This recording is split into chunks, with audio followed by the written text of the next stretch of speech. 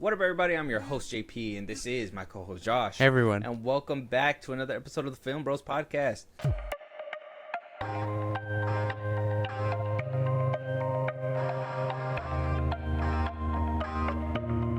Josh, Yeah. dude, so many things are happening this week, right?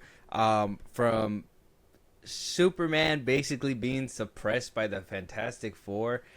James Gunn has been struggling for air to basically promote his film still with the rise of the Fantastic Four. No pun intended to the second Fantastic Four movie. But with the rise of the Fantastic Four and it basically coming out swinging in the box office, a lot of the predictions were saying that it's meant to basically outdo Superman in his first weekend.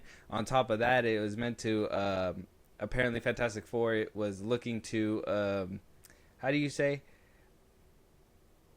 like, basically get all the attention off Superman. Yeah. Even though Fiege talked a little bit about Superman and we got a lot of Kevin Feige news that we're going to discuss. You know, nice unpack. and sweet banter between studio heads. Yeah, but we know that at the end of the day, it's pure competition. Yeah, and they're here to kill. Feige could root and be like, "Oh yeah, go watch Superman," but you know he's looking at it like, "This is cute, bro. This is cute. We're about to, we come at 4. Go enjoy it." Kevin Feige hit him with the hit him with the 4. hit him with the 4. So we're gonna talk about all that. Like I said, we got a little bit of James Gunn stuff, but he's been kind of snuffed out by the mega giant that is Disney, Marvel, and all that good stuff. But first things first, I got to stand up for my boy. Who? My boy Mario. Mario. Okay, yes, because over this past week, they did him dirty. And I feel like they're going to do him dirty in the movie, so I'm going to stand up for it now, okay? Okay. Hashtag, I don't know the hashtag yet. Maybe by the end of this conversation, we'll figure it out. But apparently Nintendo themselves decided to speak on the friendship between Peach and Mario, where people were like, that's a couple. I thought, that's a couple. Yeah. He's going out of his way to go and save her from Bowser. Yeah. I ain't doing that for no friend. Yeah. I get nothing at the end of that? Yeah, Are you kidding me? Risking my life out. Somebody else. All 8 of them. Nintendo says they're just good friends. You're telling me Mario's been chasing after Peach? Chasing after those peaches? All this time? For friendship? For friendship? No. Fuck out of my face. No. Horse shit. I call horse shit. They gotta be a couple. Princess Peach and Mario are friends and help each other out whenever they can. Is the official Nintendo quote. Is this like marketing for a movie or something? Apparently Mario World. I do think that this is kind of setting that precedent. So when like the movies come out, people are not expecting them to be a couple. Oh. They expect them to have like friendships and everything, and it's just gonna be a friendship thing. And fine and dandy. We'll never get that relationship. I felt like they were kind of playing with it in the Super Mario Bros. That's what I thought too. I felt like they touched on it, but not really. Like if they were afraid to want to go full force. Like, this is a kids movie. You can't commit. Exactly. So is this like their way of saying like we're never committing to that? And if that's the case, I would say justice for Mario. Justice for Mario. There's no way. That sounds like a step backwards, honestly. Like, why couldn't they always have been a thing? This new movie, or their sequel, might fuck all that up. You hit us with a Peach friendship, Mario and Peach friendship. She's like, whoa, Mario, we're just good friends. Yeah. Friend zone him? That's messed up. I feel like there's a YouTube skit where, like, that basically happened. I couldn't tell you. There's so many YouTube skits I couldn't tell you. Justice for Mario. Hashtag justice for Mario. Justice for Mario. There ain't no way that he ain't clapping these Princess Peaches. Let's just say that. Like, oh my God! It ain't. You can't tell me that it ain't happening. Yeah, no. Okay. And if you guys are trying to gaslight me right now, all right, I'm not dealing with it. Nintendo, don't do that to my boy. Justice for Mario. 100%. Let us know what you guys think. Should they just be friends? They be good friends. They should be a couple. They should definitely be a couple. I assume that they should be a couple. I mean, Bowser's stealing her up and all that stuff. Like, isn't he trying to make her the wife? In the movie too. Yeah, so it's right. Like, well, okay, so maybe they're trying to change it from not being a love triangle to being like, we're friends and I'm looking out for my friend. Yeah. Who's trying to get swooped up. So they're trying to make Mario the fridge that's protecting the snack. The fridge? Oh my God. Yeah. A little more fucked up, but yeah. Some bullshit. Mario is not the fridge. Okay? He's the guy looking for the snacks. Yeah, that's fucking crazy. It's some bullshit. It's crazy. Moving on though, let us know what you guys think. Air Bud is returning. I know what you guys are thinking. Air Bud? What are we talking about, Josh? This is Air Bud making its 15th film in the franchise, making a return to theaters. 15. A 15th film in the franchise, Air Bud. Okay, what do you? What the fuck happened? Air Bud returns. They saw crypto and was like, people love dogs again. Let's go. Like, what? No. We got to stop. The revisionism isn't here. We got to let this go. Air Bud shot dead in the Bronx. Like, we got to do something here. I mean, are you an Air Bud fan? Dude, I feel like I've never seen any Air Bud movies. At all? Yeah. Not even in school? No. I feel like that's where, like, you get the most... I might have seen, like, Air clips or whatever, but no, not like that. Is he just good at basketball?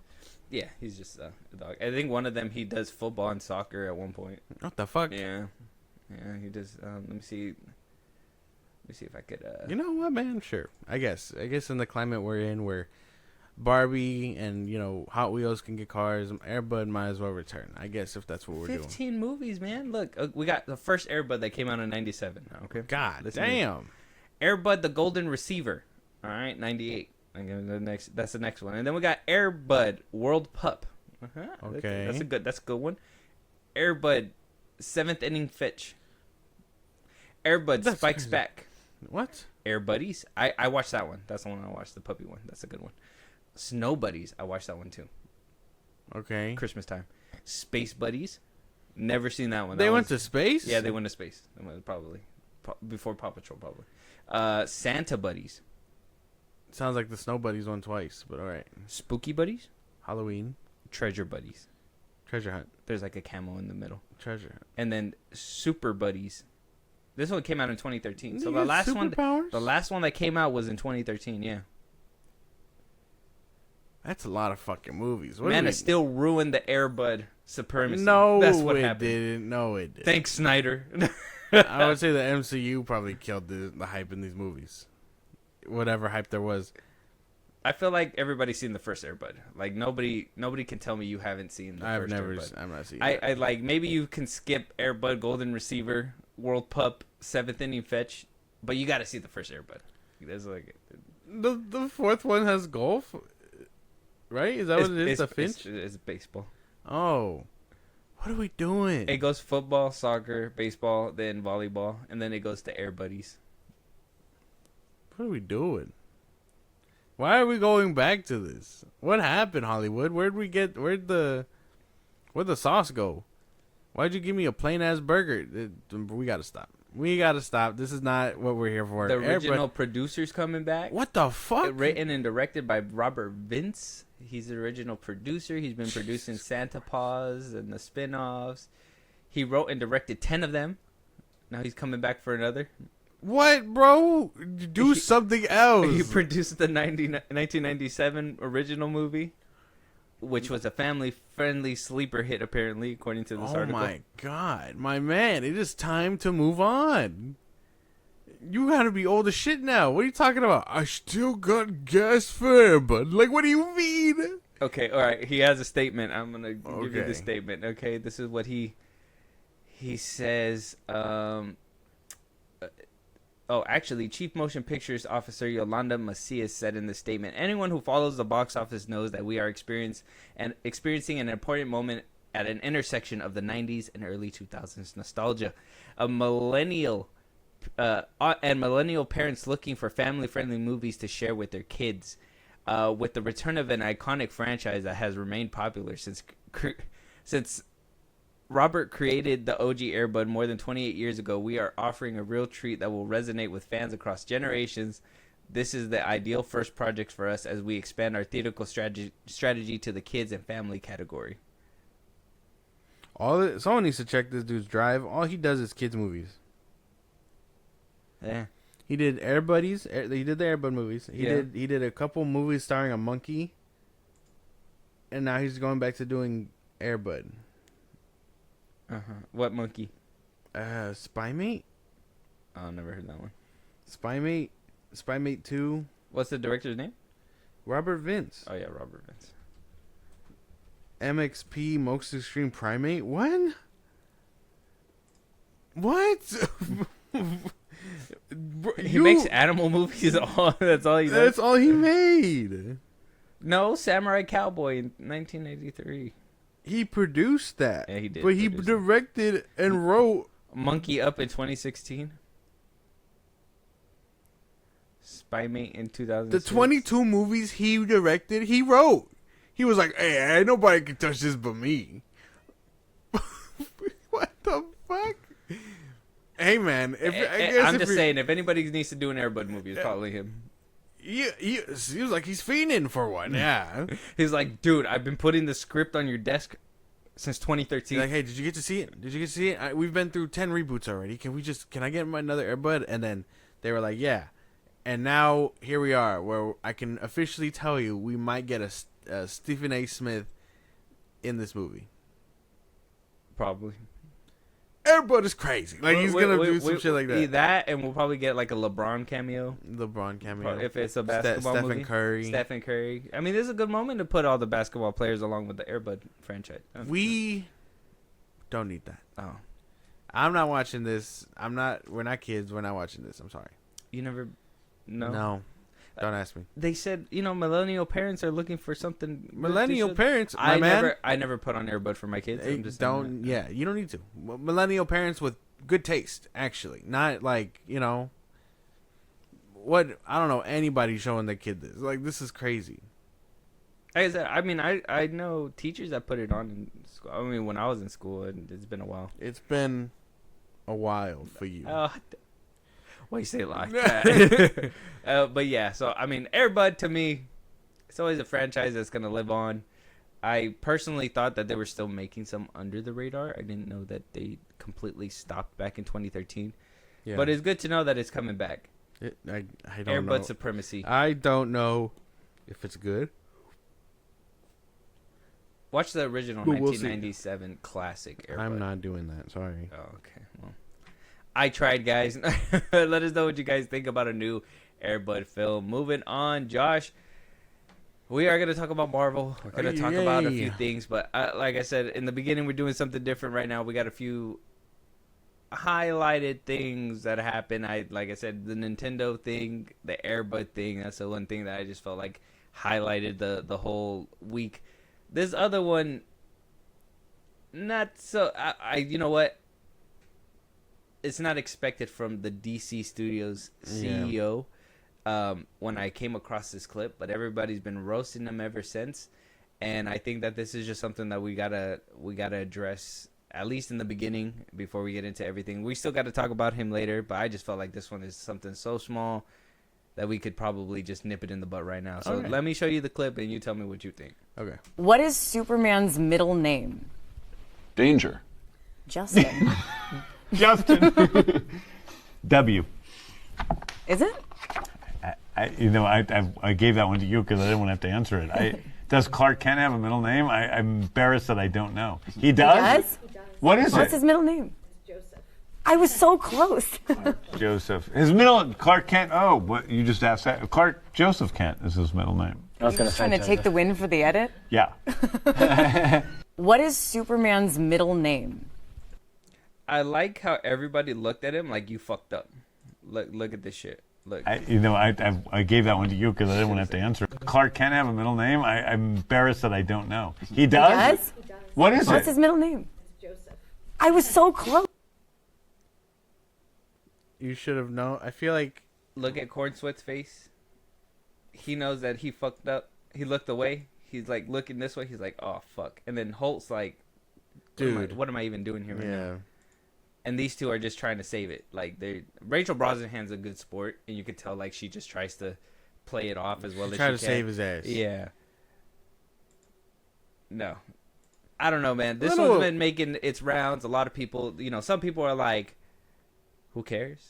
It's just the middle name." And then some people are like, "He doesn't even know the essence of Superman." I don't know. Well, I mean, I don't think it's that. I mean, okay. It's not that it's a big deal to be stressing out like that. I find it to be a very big deal. The irony comes only because, like, yeah, he reads comics, he preaches the word every time you don't know.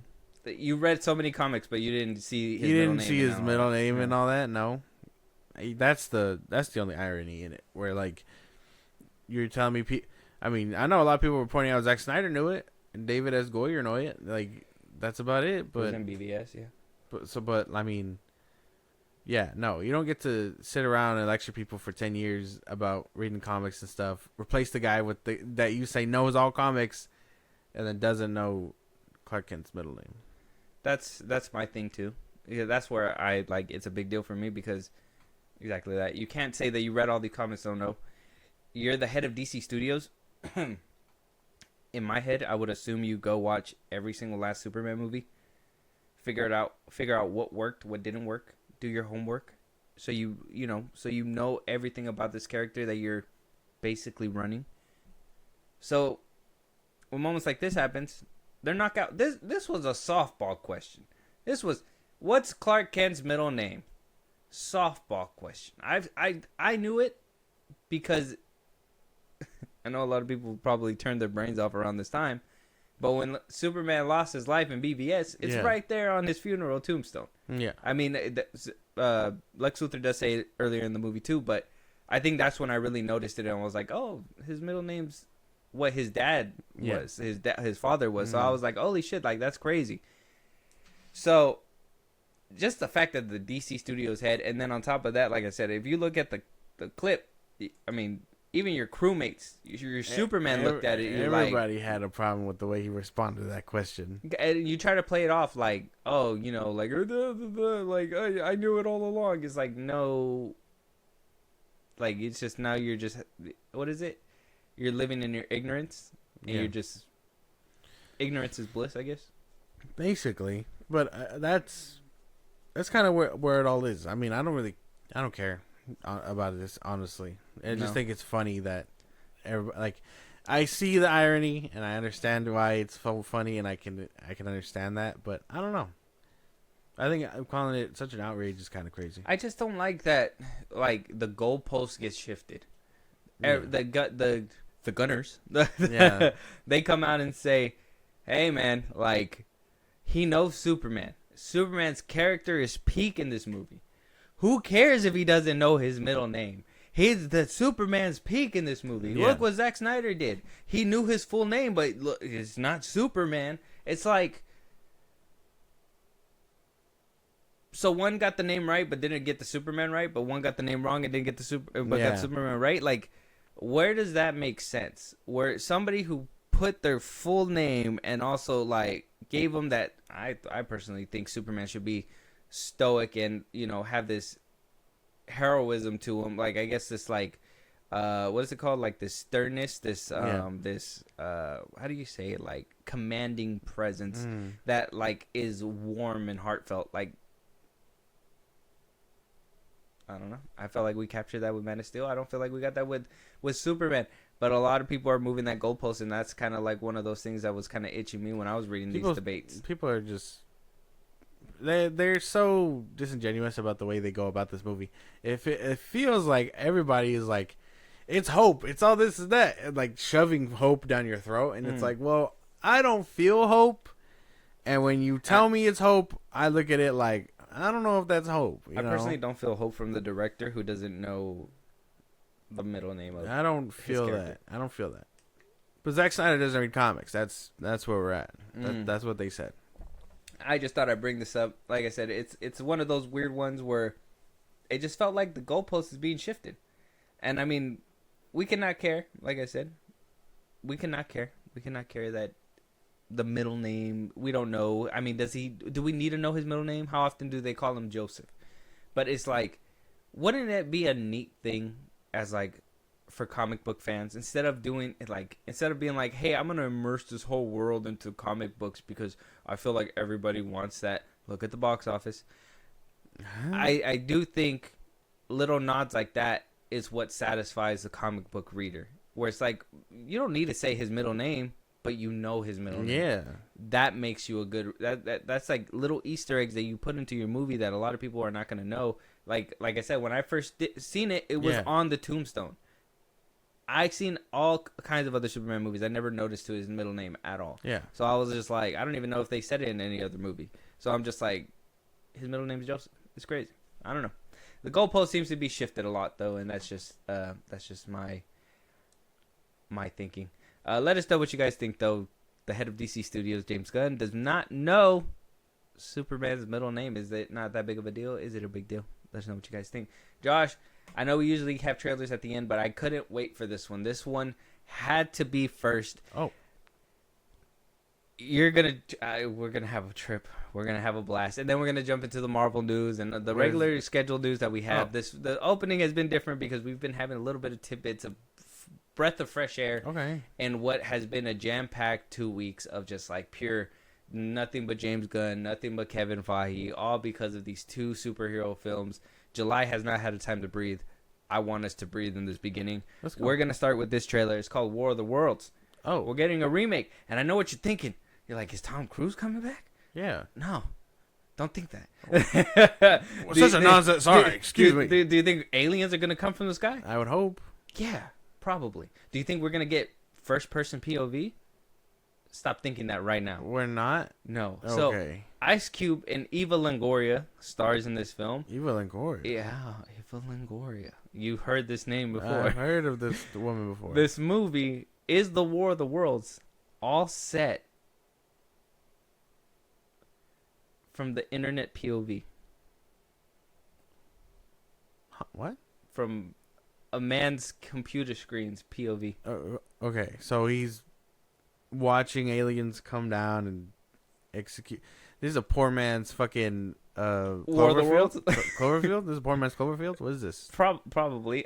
We'll just jump into it. I ain't gonna lie. I couldn't wait. I had to watch it just so I could see if it's worth our time. I feel like it's worth our time. So I haven't seen this. Okay. I don't know what this is. Good luck. Okay, I got you. Okay. Let's go.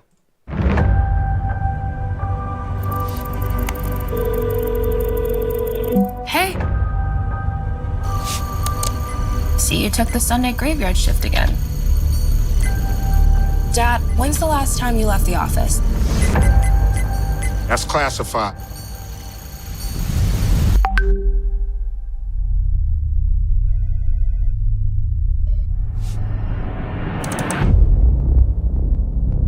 The surveillance industrial complex is collecting massive amounts of data with the Goliath program.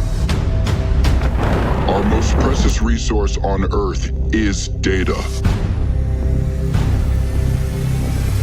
And data is food for the superior intelligence.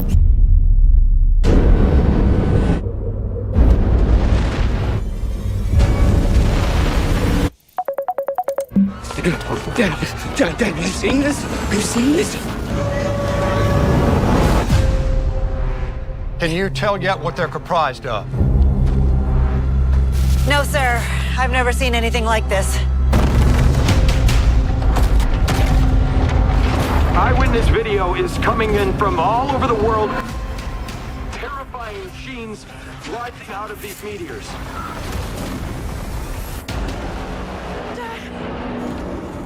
Get away from that! Get out of there! Dad!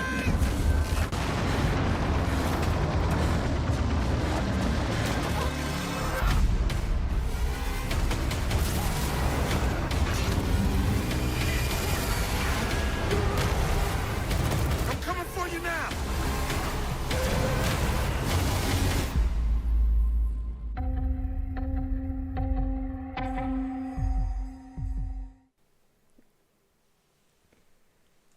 Hey man, you let out an audible laugh there. What's up with that? What? What you didn't? What'd you think about the movie? Ice Cube, you cannot be this broke. They couldn't even get him a real office? Why is it all green screen behind him? It looked like it. Why'd that jet look like... Why did it just fly off the screen like that?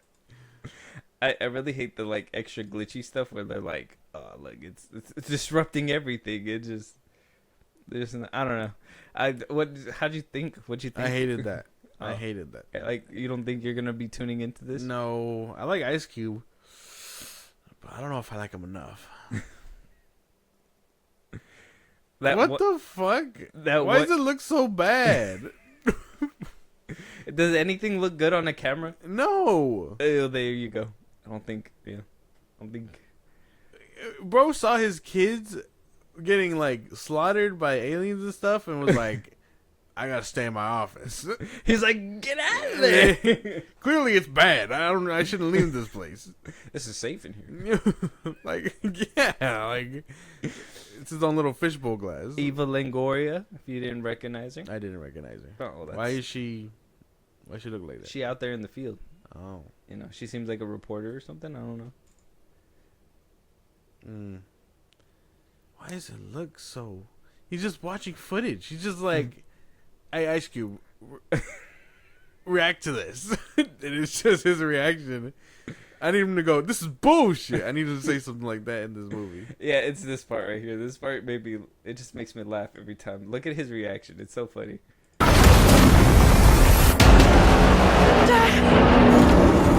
Get away from that! Get out of there!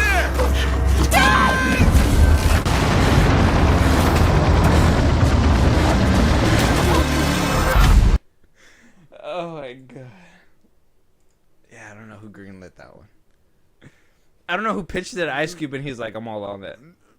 $-. The first movie I'm to just make saying, $-. Den of Thieves 2, and your father puts out something like this, bro. I don't know. Maybe the Cube family name is Milton. I don't know. The legacy is not It's coming together. It's thawing out. Yeah. I'm uncomfortable. I didn't like that. So you don't think this is gonna be on your? No. What happened? This is not Ice Cube fighting aliens on Zoom.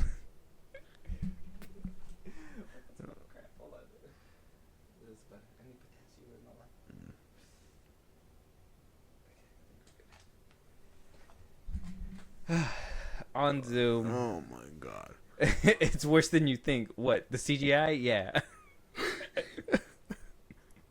No, he literally says it right there. Oh, yeah. I don't know, bro. This one was...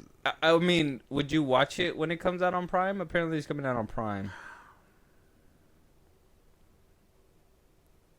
This one is clearly a streaming movie, but you're telling me you get movies like this that don't make it off the cutting room floor, and then you decide to make a movie like, I don't know, starring Jake Gyllenhaal and, a remake Roadhouse, and you don't give that one a movie theater release. And so you're telling me you got to put that one, which actually has real talent and shit going on in it, against something like this, and you look at both of them and you think, people should just watch these at home, when one is clearly better than the other. It's disrespectful. You're playing with the game, and I fucking hate you for it. Yeah, Bezos. the fact that you look at both of these, it's like, they both deserve nothing but... And Jake Gyllenhaal did do the most, too. He, overstepped people and tried to, play it on the yacht and everything, and Bezos still said no. Some billionaire shit. That's crazy. Exactly. But, I would have never... I think he heard World of Worlds and just, greenlit it. He was like, I'm into it. And then they were like, Cube, you ain't even gonna do nothing but sit here and react to shit. And he was like, bet. Easy. Money. Knowing that boy ain't getting nothing but paper clips. Did Eva Longoria direct this? I wonder who's directing this. Let me see. If it's Eva Longoria, all the money went to Ice Cube. The CGI looks bad. Yeah, he's just watching, poorly edited, videos is what it looks like. Mm-hmm. Let me see. Is it called Revival? Oh, what? That's not what they said. No, I just said World of Worlds, but this one says Revival on there. Oh, maybe it's a workshopping name. No, directed by Rich Lee, it says. What are you directing? Who? Ice Cube? Hey, Ice Cube, be upset. The whole movie. Oh, he hasn't really done anything. He's been a visual effects supervisor for Minority Report, Pirates of the Caribbean, I Am Legend, and Tears of the Sun. This is his first directing debut, it seems like. Well, we can, yeah, dude, you tried your best, and this shit look like ass. Your best isn't your The best. story, a grounded sci-fi film in the vein of District 9 that touches on themes of privacy versus surveillance. Will Radford is a top cybersecurity analyst for Homeland Security who checks potential threats to national security through a mass surveillance program. Until one day, an attack by an unknown entity leads him to question whether the government is hiding something from him and the rest of the world. This shit look like ass.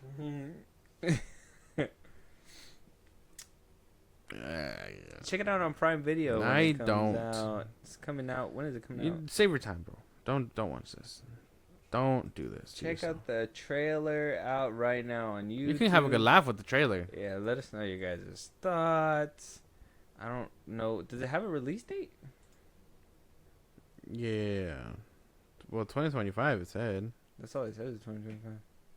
Like, we don't know yet. We don't even know if we're gonna make it. Date set July 30th. Yeah, July 30th. Oh, so this week. Seen it. Fuck. That is Next Wednesday. Hey, so don't watch that. Go home, spend your money on a real movie. Together drops the 30th, and then right after that you get Naked Gun. I mean, if you already have Prime, might as well. No, we can't endorse this. I'm not putting my name on this. I'm just gonna watch it just for a laugh. Watch the trailer. I think we should not be afraid of a laugh. If this looks funny on the trailer, imagine what kind of laugh you'll get out of the whole movie. Like, what if Ice Cube shit hits pants or something? What if He's like, oh shit. he shits himself? He gets shocked by on screen. He shits himself. Oh my god. Do you mean oh shit like shit was coming out his ass, or like oh shit like something happened on screen? Something happened on screen that caused shit to come out of his ass. So he goes, ah shit. Just him scooting away from the It computer. just seems like a perfect moment that you shouldn't miss. Okay. We'll check it out. We'll check it out. Let's check it out. No, shits and giggle one. Okay. This could be like a bad movie Friday or something. It's Okay, fine. then. Or like what's better day of the week? That sounds better. Bad movie Wednesday. Bad movie Monday. Nobody likes Wednesdays. It's like the middle of the week. Yeah. Mm-hmm. Hey, but to add this on top, geez, 13th Reason Why. Check out the trailer for War of the World. Let us know what you guys think. Moving on, we have Marvel's Kevin Feige. Like I said, we do have a bunch of stuff to unpack. He really did a lot of selective interviews this past couple weeks just to basically ramp up. Not mostly this past week that just happened, only because obviously the Fantastic Four came out. People want to know what's going to happen in the future. We got to be honest here. The Marvel movies have not been the best, right? They money wise, box office wise, and then you also have like the reception that people are giving to these films. Like, not a lot of people are liking them. You have the shills that are really shilling for them, and then come back and later on be like, "Oh, this movie could have been better." Yeah. But other than that, not a lot of people are giving it the time of day. I think Thunderbolts was lackluster this year. I think it only made like about 300 something million, right? Like 320 or something. Something like that. Right? The box office for Thunderbolts. Yeah, it was like around 380. 380? Somewhere. Like higher end? Yeah. That was like low end.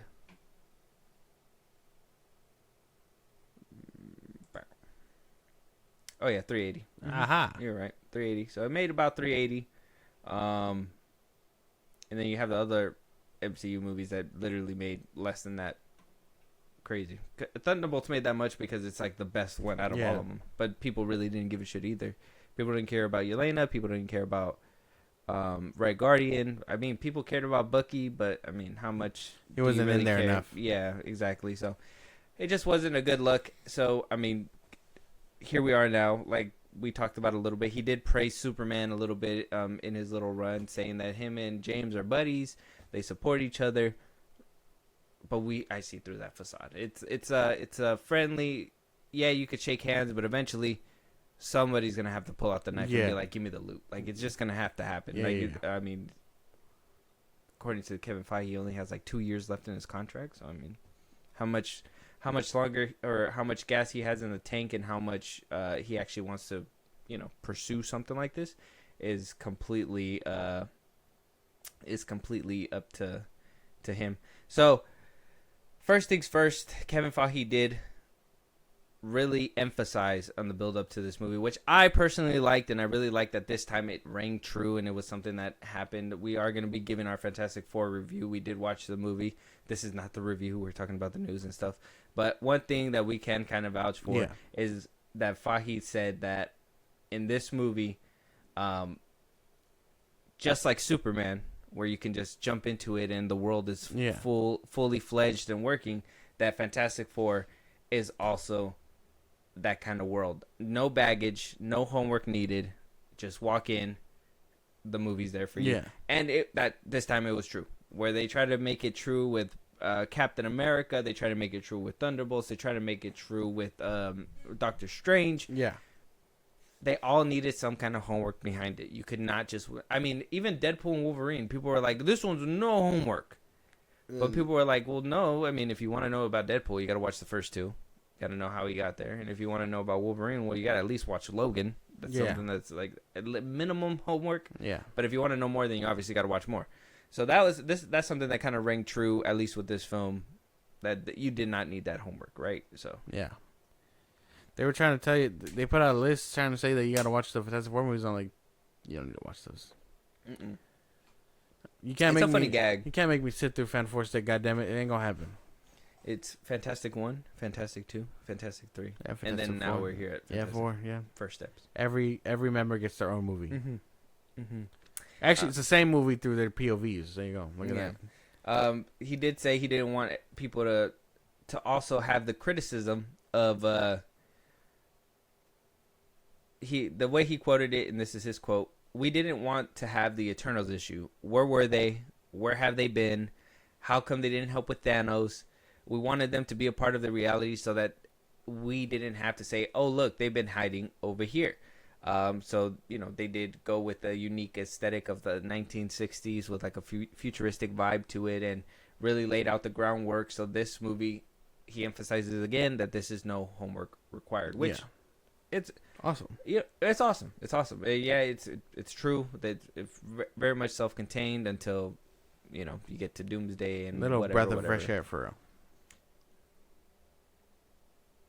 I felt that way. Yeah, we'll probably go a little bit more in depth in the review and all that stuff. But yeah, so first things first. The first question that was asked from the Hollywood Reporter was, does Feige know that Marvel made too many movies and shows? And Feige says, yeah, that it was too much. That they decided to scale back. That it was a lot of streaming wars that were happening, that he says, and so they basically said, Oscar Isaac wants Moon Knight, take it. Miss Marvel, people want it, take it, put it out there. So I guess they put out the volume because of the streaming wars, and now they're scaling it back, and even he's admitting that it kind of muddied the waters, and so now they need to scale it back, which we did talk about. We spoke about this before. We knew that was the case. The fact that it got out of hand to the point that it did, though, where these movies were literally dragging ass, not only movies but TV shows, really worries me how much, Rob Liefeld has been kind of talking about it too, that, Kevin Feige spent, Hollywood Reporter gave us that devastating fucking hit piece where they were like, hey, is Kevin Feige, like, is he basically done for? A lot of people are thinking that. Now we're at the point where, we saw all his flops. We saw these things. Are we thinking that gas is going empty, bro? I don't think so. I think maybe now he understands where things went wrong, and this could all be like a final ditch effort. But I think with him understanding, we could probably get somewhere, get to where we need to go, and then the superhero genre could thrive for another 5 years or so. I do think he's low on gas. I don't think he's as low as people make it, like Rob Liefeld. I don't think he's spent. I don't think he's completely out of there. Yeah.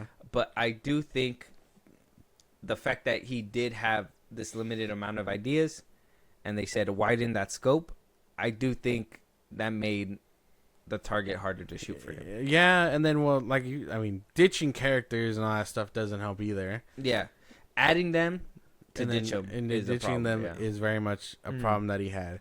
Like, hey, where's Moon Knight season 2? Well, no one really liked that one, so we're not going to touch that until we see him whenever. Exactly. And then like Miss Marvel, she's gonna be a lot of people like her, so I'm pretty sure we're getting more of her. But like Wanda's dead.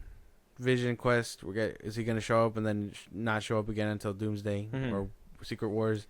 Like, we still got what shows coming up? Wonder Man, or is he gonna be a one-off? Like, I want to be able to see him do multiple shit too. times. Yeah, not just be in there and leave. She-Hulk. No one really. Nobody really liked that one, but they still haven't done anything with her We haven't since. seen her again. We thought we were gonna see her like in the Void or something. We haven't even seen her. Born Again is the only Moon one. Knight, we haven't seen Moon Knight. Yeah, Born Again is the only one where they're like, okay, we're fast tracking to season 2. Yeah. So hopefully they're gonna be a little bit more laser focused. But I mean, yeah, at least we can acknowledge that it was a lot, and now that pulling back might help, but I mean, how much? We were talking about the damage as it was happening, and I'm thinking after this Fantastic Four movie does its opening numbers, we can see how much the brand is damaged. Because I do believe that this, kind of how Fahi was saying, that this movie is kind of no homework. You can kind of just walk in. I'm assuming Thunderbolts was hurt with the homework part. Yeah, I feel like that was Black the problem. Widow. You had to know where Bucky was, so you had to watch Sam Wilson and Bucky do their little adventure too. Yeah. Why he's a congressman. You had to watch kind of Captain America 4 because they addressed Red Hulk. And that one had a lot.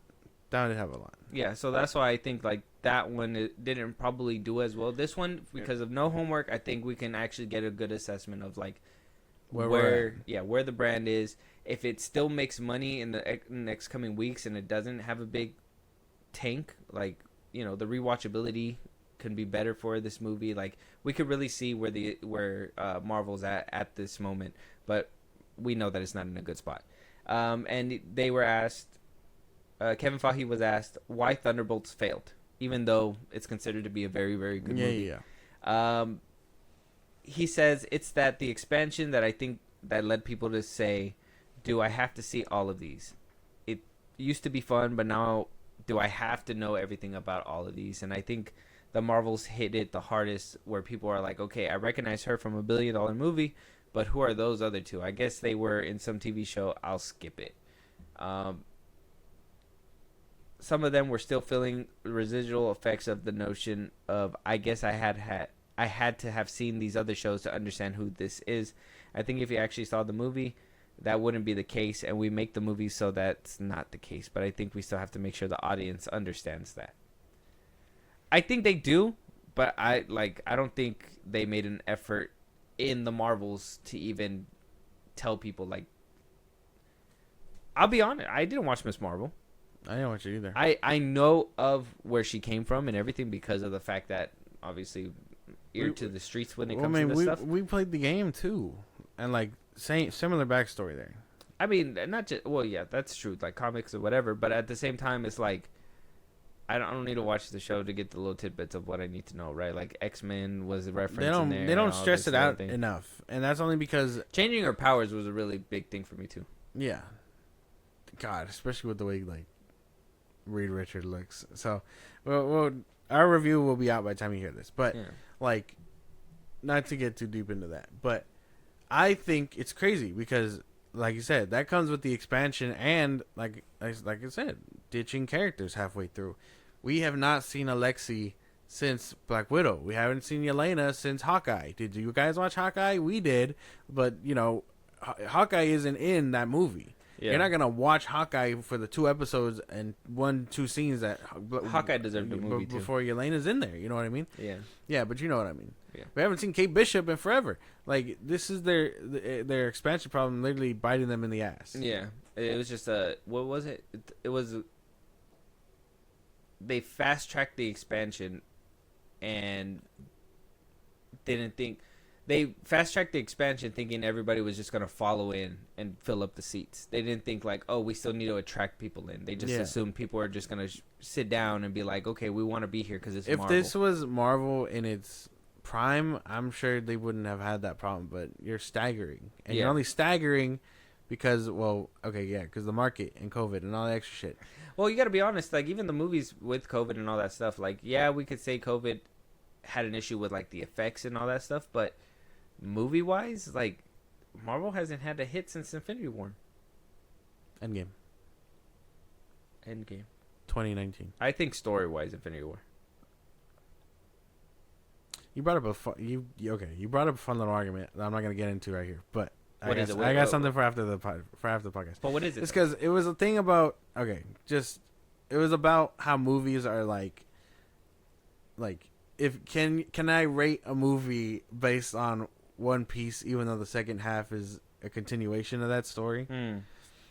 And I got into a fun little argument with my friend, and I was just like, "Are you dumb?" Well, a little side tangent. Okay. So, Infinity War.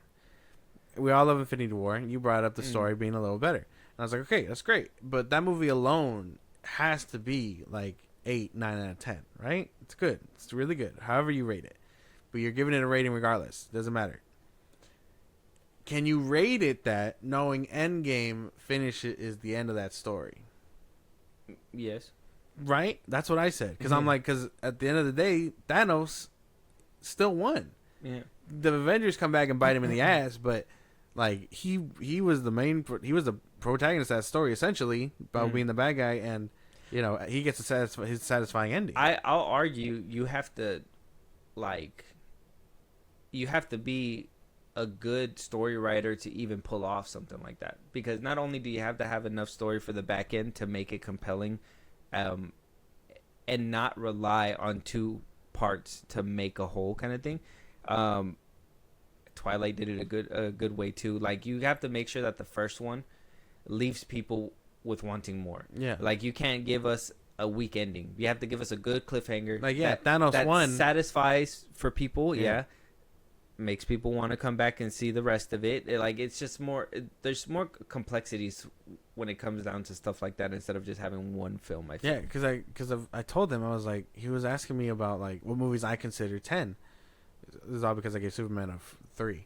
But I was like, well, like I told him Sinners, I gave him the normal spiel, and then I said Across the Spider-Verse, I gave a 10. I thought that movie was amazing, and he was like, but it's not finished. And I'm like, what do you mean it's not finished? He goes, there's a third one coming out, and I'm like, yeah, to continue the story, but that movie starts and ends amazing. Gives you a good arc for Miles. Yeah, he grows bigger than what he was in the beginning. Exactly. Spider-Gwen also grows bigger than what she did in the beginning. They're both leading a team, or she's leading her team by the end of it, and then he's basically, he's not back home, but it left us with a good ending, and also a cliffhanger, like a shock, where it's like, holy shit, like we thought we were relieved, and then no, look, there's more. So now everybody's waiting for that film. You know what I mean? But it wasn't like Miles' arc. Like I said, what I told him was Miles' arc done in there, or would it continue into the third one? I'm like, no, he reached his end by the second one. You want to know how I know it's possible, right? Go watch that. What's that one movie? Fucking what's that book? The book that didn't do good. The one with the girl that like she jumps and they make it's a meme where like she jumps the bridge and it's like I don't know. No, let me see. Hold on.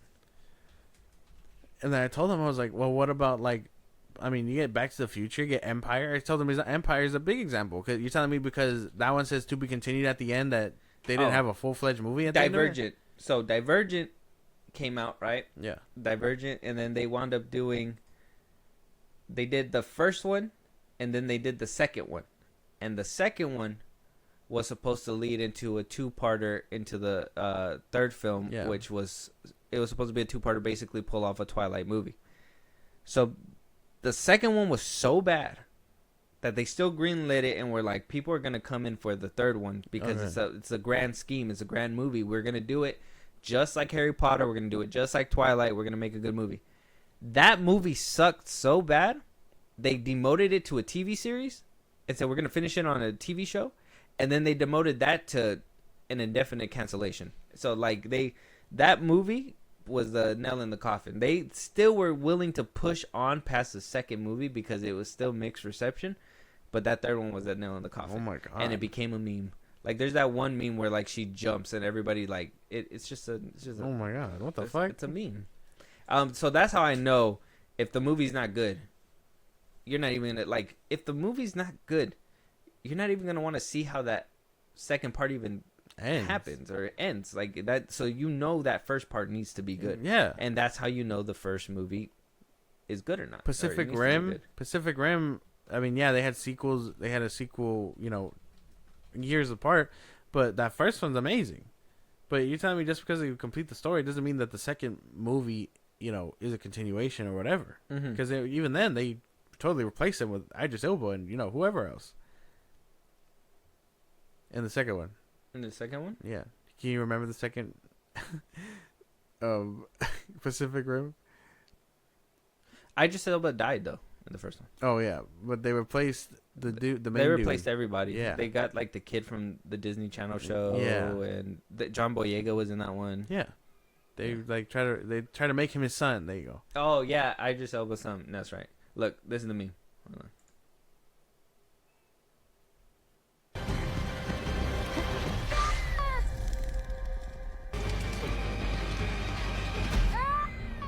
What the fuck? She just jumps off the thing? Lionsgate posted that. That's their movie. They are Damn. they are clowning their own movie. That's how bad that movie is. The like- own studio said, "Hey man, this fucking movie's bad. Let me just jump on the trend with you guys real quick." That's fucking crazy. That's really in the movie too. That's screaming in the movie. Ew, really? Why'd you do that? That's the. Is that the ending of the movie? It's the ending of. That's supposed to be the big climax where like she's like saving the team and they're supposed to like get everything done. And, Oh, okay. yeah. I'm not watching that. I know You it don't have to probably watch came out. It probably came out when like I said, that weird book era where Yeah, everything it from was books around the was time getting like that movies. Maze Runner Yeah. and Percy Jackson was happening. Yeah, it was around that time. Okay, see, we know. This is the one that got squeezed, bro. Like that, yeah, it became a meme.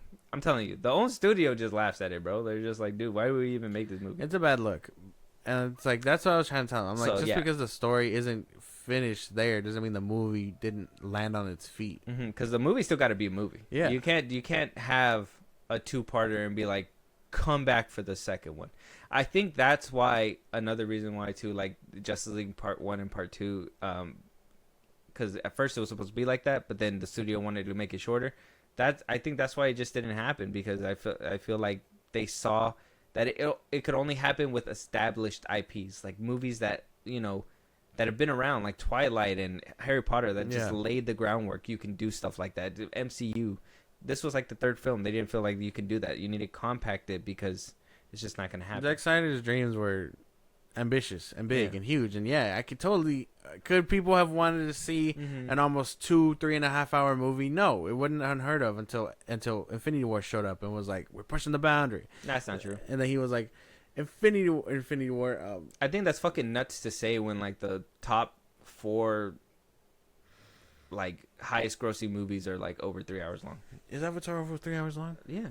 Titanic? Like literally, like Avatar 2 is like an hour, or like 2 hours 45 minutes, almost 3 hours. Damn. Oh, okay. Guess I'm wrong then. But I think that's the thing. Have you seen I think I showed it to you, the extended edition of it, right? Yeah, I've seen the extended version.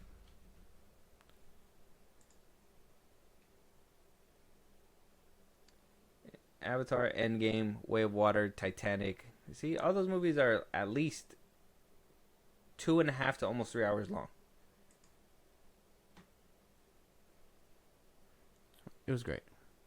Way of Water's 3 hours. Let me see. Avatar is 2 hours, cutting to 3 hours. 2:42. 2 hours 42 minutes. And then you got Endgame. Endgame is 3 hours and 1 minute. Is it really? Damn. Yeah. I never really felt that. Titanic is 3 hours and 14 minutes. That makes sense. That one came out in like 2 parts. 2 hours 18 minutes for Star Wars. See, like the top 4 movies are about 3 hours long, every single one of them. So it's like I think a lot of people are willing to sit for long format films if the movie is good. That's just the way that I see it. If the movie's good and it keeps your entertainment, then people are willing to do it. Yeah. But I do think that a movie can be good regardless. It's And then sometimes there's a movie that's supposed to be 2-parters and it is good, but it's not an established IP, so people don't watch it, and it's just crazy because, like I said, you brought up Infinity War being better, and I was like, okay, well, might as well. You brought it up, and I was thinking about it because it was like that doesn't make Empire Strikes Back, you know what I mean? Like bad because it's part of another film. Like I can love Empire Strikes Back for this full story, full moment. He gets his arm tripped off, he gets the reveal, he gets his arm back, and then it says to be continued. That's a good way to put it too, right? Like if you think that's the case, then you can't hate the prequels individually because it's a 3-parter, so you gotta hate everything all together. Yeah, you can't just hate one. Yeah, but that doesn't make sense. That wouldn't make sense. Exactly. Yeah. That's what I'm saying. Yeah. Well, checkmate whoever you were arguing with. Yeah. Moving on. Feige is staying put at Marvel for now, which, like I said, he did say he has like about 2.5 years at of his contract left. We don't have to really get into that one, probably but gonna renew it. He did address the Jonathan Majors fallout. It's too late. I know what he says. I think I heard this part. This part was floating around. Okay, well, let me just read it for the people that don't know. So he did not say his name. He called him the King actor. He did not say his name. He who shall not be named. So it says here, we had started even before what happened to the actor happened. We had started to realize that Kang wasn't big enough. He wasn't Thanos, and there was only one character that could be that. Because he was that in the comics for decades and decades. Because of the Fox acquisition, we finally had it, and it was Doctor Doom. So we had started talking about Doctor Doom even before we officially pivoted from Kang. And in fact, I had started talking with Robert about his audacious idea before Ant-Man 3 even came out. It was a long plan that we had to take one of our greatest characters and utilize one of our greatest actors. Fuck you. Fuck, bro. Fuck Kevin. Fuck him for that. I don't believe that shit one bit. There's no way. You had Fox characters waiting for almost 5-10 years. Dark Phoenix came out 2018? Yeah. Yeah, like, you're full of shit. He was waiting for those contracts to give out. Because he didn't want to bring back McAvoy and all of them. I don't believe him. I don't believe that. I believe that Kang was meant to be this big thing, but nobody was doomed. They undersold him. They undersold him for sure. They undersold him. His first appearance. How dare my villain that I wrote for not be good? Because I didn't give him a chance to be good. Fuck you. Fuck you. I get that. I get that frustration. I understand your POV. That is true because he is kind of throwing him under the bus. Like, oh yeah, he wasn't working out in the first place. But we were literally getting articles back when Ant-Man 3 came out that Kang was going to be this big bad, that he was going to be weaved through, that he was the next person to basically take on that role. Ant-Man 3 came out and squashed all those dreams. Let's just say that right now. That like what happened to him and Ant-Man was so bad to the point that they had to pivot. And I'm not saying that. I personally don't believe he was having any talks with Robert Downey Jr. I think that started happening right when he was talking to the Russo brothers. I want to say like around Strange 2. Yeah, it was right around he was talking to the Russo brothers about coming back. Because only the Russo brothers would come back unless RDJ would come back. That was the big deal. Yeah. He's full of shit. Oh, you're such a fuck. Don't be a James, bro. But well, I mean, you gotta save face, and I mean, his lies will probably stick a little bit better because he's not in the media as much. But we could crack. We don't believe it. We could crack it. I mean, it doesn't make any sense because if you wanted Doom from the jump, like you said, we had him. You had him since 2018. COVID basically put you guys on your ass to the point where you guys should have sat down and thought about this, but you guys didn't. it wasn't until I literally think it wasn't until like 2022 when all this plan started hatching. When did Ant-Man 3 come out? 23. No, wait. Did it?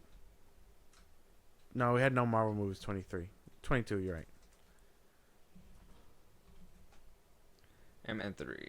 Oh, no, it came out 2023, February. Oh, fuck. So the beginning of 2023.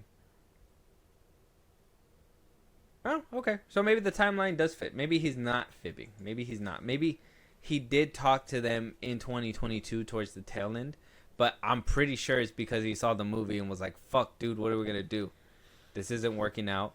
And then about around that time, because right after, or no, it was right before everything was happening. Yeah, the timeline adds up. He probably was talking to them because he probably saw the movie. Then next thing you know, all the things started jumping up with Ant-Man or whatever, because the premiere happened. And then right after that, like a week later, that's when the whole Making Good thing and everything started coming out. So not only were you already talking about it, maybe you were still thinking Kang could do something different, whatever. Maybe you had different plans, but then when you saw all that stuff happening, you ditched it. You ditched them fast. I believe that he ditched them. I don't think for a second he didn't ditch them. I believe he ditched him. I just think it's fucked up. I think it's fucked up too. But that's basically his story. Don't expect live action Miles Morales soon. Saying that that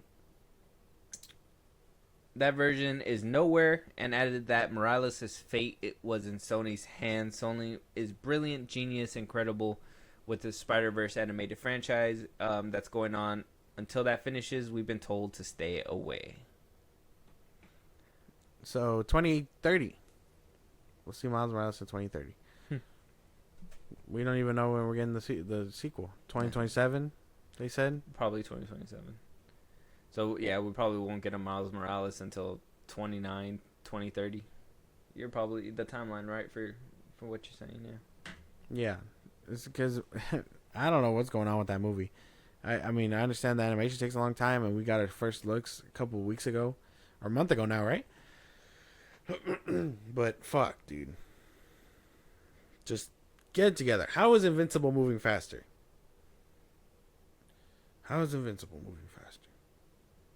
How's Invincible moving faster? Well, because they're not doing a bunch of different animated styles. I think it's because Shamik Moore making it difficult. Oh, shit. And they're like, stop gooning, Shamik. Stop it. We'll get you an MJ, bro. Him and Haley can't work together no more. Can't see eye to eye. Blade being sharpened again. So he says that the obstacle was Ryan Coogler called and said, we'd love some costumes for Sinner. And he said, take them. He's our good friend. Take our costumes. We'll hold off on the movie. Oh, so Fahi gave Ryan Coogler the Blade outfits that they were going to use for their Blade movie. That's funny. So Sinners wound up using the extras outfits and everything. That's pretty cool. At least it didn't go to waste. That's nice. He joked a little bit, and then he said that after a couple of conversations, there have been 4 takes on Blade that have been in development in recent times. 2 of them were a period, 2 of them were not, and now we've landed on a modern day setting. Mahershala Ali is still attached, and that Coogler has Black Panther as his priority. Literally none of that said we're ready. None of that said like we're good to go. Like and he pivoted to Black Panther. Yeah, he was like, yeah, Blade. Yeah, we gave away the clothes. Yeah, Mahershala Ali still here with this modern day. And then on top of that, Coogler's coming back for Black Panther 3. It's like none of that addressed Blade. So bro. Blade. What about Blade though, sir? Take your cap off. What about Blade? If the next hat you put on ain't vampire themed, we don't want it. Yeah, dude. Fucking tell us your secrets. Like, this shit's crazy. That's fucking stupid. So crazy. All I'm getting from this is we fucked up because of the expansion. We threw Kang under the bus, and no Blade. Yeah, no Blade. But we figured out when we want to put him. Roughly. The whole conversation felt like A Black Panther. yeah, Coogler called. Oh, you know he's doing Black Panther? Like, Yeah. You know who did a vampire movie? Ryan Coogler. he's also doing Black Panther. Yeah, Have there you you go. seen Sinners? Wow. The pivot is crazy. Right? Yeah. Like, Oh my goodness. So yeah, nothing to come about there just yet. We'll have to wait for that. It says here, tonal malleability is a key to Marvel's success. Says that yes, there will be more R-rated stories coming. So obviously, a lot of people have been clamoring for this. They say Marvel is too one note. It's too happy, too fun. Me personally, I never understood those critiques until recent times, like Phase 4 and stuff like that. Because I always felt like, I never felt Iron Man was, like, upbeat and fun. I felt like they were colorful. Maybe the first Dark World or the first Thor movie, Captain America surely wasn't colorful at all. I feel like a lot of the movies were just very much stories. And then in the recent day, it's been more worried about bright colors and being happy and fun and all this and extra stuff, but I don't see tonally I feel like everything's been the same, but nothing's been like colorful and up and how people are making it sound like these movies are. I don't know. I can only understand like from the aspects of like the jokes and the bright colors and comedy, because bright colors means happy and stuff, but everything else that happens in these movies is very much adult, and like when you think about it, it can get pretty dark and scary when they want to be. We saw Bucky smashing RDJ's dad. Shit's fucked up. That shit was fucked up. We saw a girl in Thunderbolts vanish right before our eyes after being saved. That shit was dark as fuck. That shit made my jaw drop. Did not see that. Right? Like, that shit was dark. Like, this shit gets dark. And, like, there's nothing bright about Iron Man. It's just, I don't know where that came from. I think the only thing that I can understand where that came from a little bit is just like, the jokes that they write and the bright colors and stuff. And I think maybe no real stakes. I think the only ones that really are, like, light and bubbly and campy are the Guardians movies. Everybody gets saved. Everybody's like, Yeah, I can't think of any other ones that are like that besides the Guardians movies. The Russo brothers gave the best damn like movies, and those were dark as fuck. That is true. But people are blurring the line between being like dark and PG-13 and being dark and edgy and R-rated. Like, we can't get the Deadpool jokes in a Captain America movie because the Captain America movie, although deals with, Nazis in Germany and Russian spies and all that extra shit, still has to keep the blood to a minimum because that's not what we're here for. But then you get dark, edgy shit, like John Walker smashing in someone's brains, and you're like, damn, that's dark as fuck. We're painting him in a different light. He's not Captain America. You know what I mean? But we don't.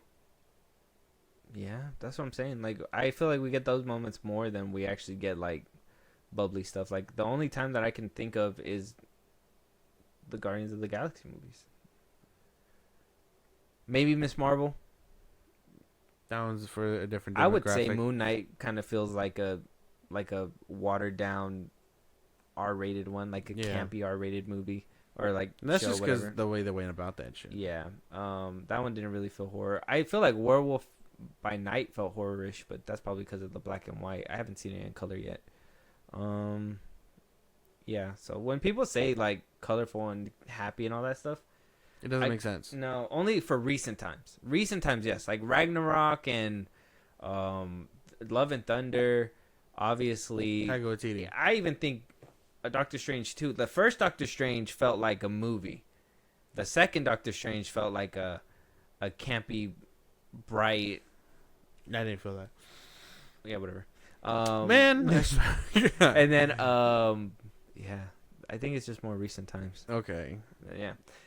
So obviously, people want to see more R-rated stuff. We got some things with Deadpool and Wolverine. And then we got a little bit of stuff with obviously Punisher. The new Daredevil Born Again show we got a little bit of blood in that one. Yeah. Right. But yeah, that apparently we're still going to be getting stuff like that, but it just depends on when it's needed and when it fits. He just doesn't feel like they need to do it all the time. So just gotta do it with certain characters. yeah, well, the ones that fit it, right? Like Yeah. a Punisher, you need that. Yeah. You need that rating. The only thing that skirts the line though is when you put him with Spider-Man and you're like, huh, well, how's that gonna work? You know? Yeah. This one says here, Fiege still likes the flexibility of going into production without a set script. The Marvel method of movie making has included ever-evolving scripts and heavy lifting in post-production. Striking a contrarian position from Gunn, after working on Marvel, we publicly stated that his DC Studios won't begin a project without a locked script and definite ending, which is a lie, but that's okay. He says there is a pulsing happening every day on the Avengers Doomsday set right now, and it is amazing to watch because what those filmmakers, those actors, both the ones that are playing these characters for the first and second time and the one playing them for the 10th and 12th time are the best in the world at it. And I know these characters so well, said Fiege. So if they have an idea, you want to listen to it and you want to adjust to it and you want to improve it, I wouldn't want to change that. See, no, that's where I gotta say no, because we've been hearing all the weird shit that's happening on the Doomsday set, and a lot of people are saying like it's a lot. We don't even know what's happening. I think all the set photos is just them all chilling, like they've all been at dinner, golfing, like hanging out. Like I've never seen them on set like hard at work. Maybe it's just hard to do it, you know, without a script. Well, that's duh. But it's like, why are you putting a movie into production? If you started talking about this back in 2022, why is it 2025 and your movie's still not ready? And now I understand that these movies are heavy in post-production because, you know, what's happening in Lot C on the Marvel set is not happening. What's happening in Lot A? It's like, okay, well, that movie's being made. By the end of it, we got to see what happens, and we got to make sure these characters fit into that world because of the continuity. I understand that stuff like that happens. That's why reshoots happen and blah, blah, blah, blah. But we do need at least a set movie first. And then you do those inserts of like Easter eggs and stuff like that you need. But we still need a movie first, I would think. Yeah, I don't know what their problem is. I mean, the Russo brothers are going to do the best they can. And I'm pretty sure Doomsday might be okay. But there's only so much improv you can give these people before they start losing it, you know? Like Shang-Chi would do a backflip right here. Yeah. Give it to him, see me? Yeah, he just fucking does it, no problem. Yeah. Hits a little... Yeah, it's over with, yeah. Wonder Man, all right. Yeah. Hey, man, remember when you were fighting Aquaman? We don't do that right here. Too soon. His cakewalk or whatever, that's what he said. Cakewalk? No, was it? He said they're Oh, too easy. Oh, yeah, they're cakewalks, yeah. Too easy. It's like, whatever. I don't believe Kevin Feige one bit, though. No. It feels He's crazy. a lying head that he's trying to get everything. I do think that there was a time where we could believe him, but right now he's trying to save It's too face. late. Yeah. It's too late. He's trying to save Phase 2. It just sucks that it's happening at the end of the career. Maybe he could get a little bounce back and we can... I'm pretty sure he's going to renew his thing. If he would have bowed out at the end of Endgame and been like, dude, I'm done. I gave you guys a good saga. He would have went down as the fucking GOAT. Like, I still think that he can still go down as the GOAT because nobody's done what he did. But there is some blemishes in his resume now. Instead of just being like... I'm like, damn, bro, you saw all the way up to Endgame? That's crazy. What about Black Widow, though? Mm-hmm. What about Moon Knight? What about Miss Marvel? What about She-Hulk? Yeah, what about... nobody would have been like, oh, Black Widow. Nobody would have cared by the end of Endgame because she was already dead. Like, it's too late. That movie happened too late. Yeah, exactly. Like, after they made it, that's when everybody was like, huh? And that movie should have been about her in Hawkeye, not Yelena. Passing the torch right before she died. Yeah. She had a sister all along. Ooh, like so when she jumped, is that because she knew that her sister was there and taking the mantle? Like, don't worry, you'll meet my sister. Who's that? No, don't worry about it, Flynn or whatever his name is. I'm gonna take a dive off this cliff. Yeah, real quick. yeah. His name's Clint, by the way. Oh, Flint. Clint. Flint. I want. No, never mind. That's not his name either. Okay, Clint. His name's Clint. Whatever. But yeah, let us know what you guys think about Kevin Feige and his conversations with the Hollywood Reporter. This one was actually an interesting, in-depth look at what's going on at Marvel. Absolutely nothing. These people, Kevin Feige does not know what he's doing. He is making some good points with some stuff, and sounds. A lot of it was like, that's my fault. Sorry. Yeah. Coogler is doing Black Panther 3, Yeah. and Doomsday is filming with no script. Yeah. Don't worry about the other movies that we. This could have been an totally said. email, essentially. Could have been an email. He also states that X-Men are coming to the fold. That Jack he does officially name Jake Schreier. I'm sorry, I don't want to ruin his name, but Jake. He will be basically helming the new X-Men reboot, and that they want to go in a younger direction, right? More youth focused, they said, on this reboot. What do we think about that? Nice. He's the one who did Thunderbolts, right? Yeah. I don't mind that. I'm cool with that. I'm down. We're gonna get Jubilee in the team, actually. Even though we did get him in the last Dark Phoenix, but we're actually gonna get like maybe one that's prominent. Yeah, one that like does shit. Yeah. We'll get another Jean Grey. Can you believe it? We've lived to see 3 iterations potentially of Jean Grey, Mystique, like all the X-Men. Isn't that cool? It is pretty cool.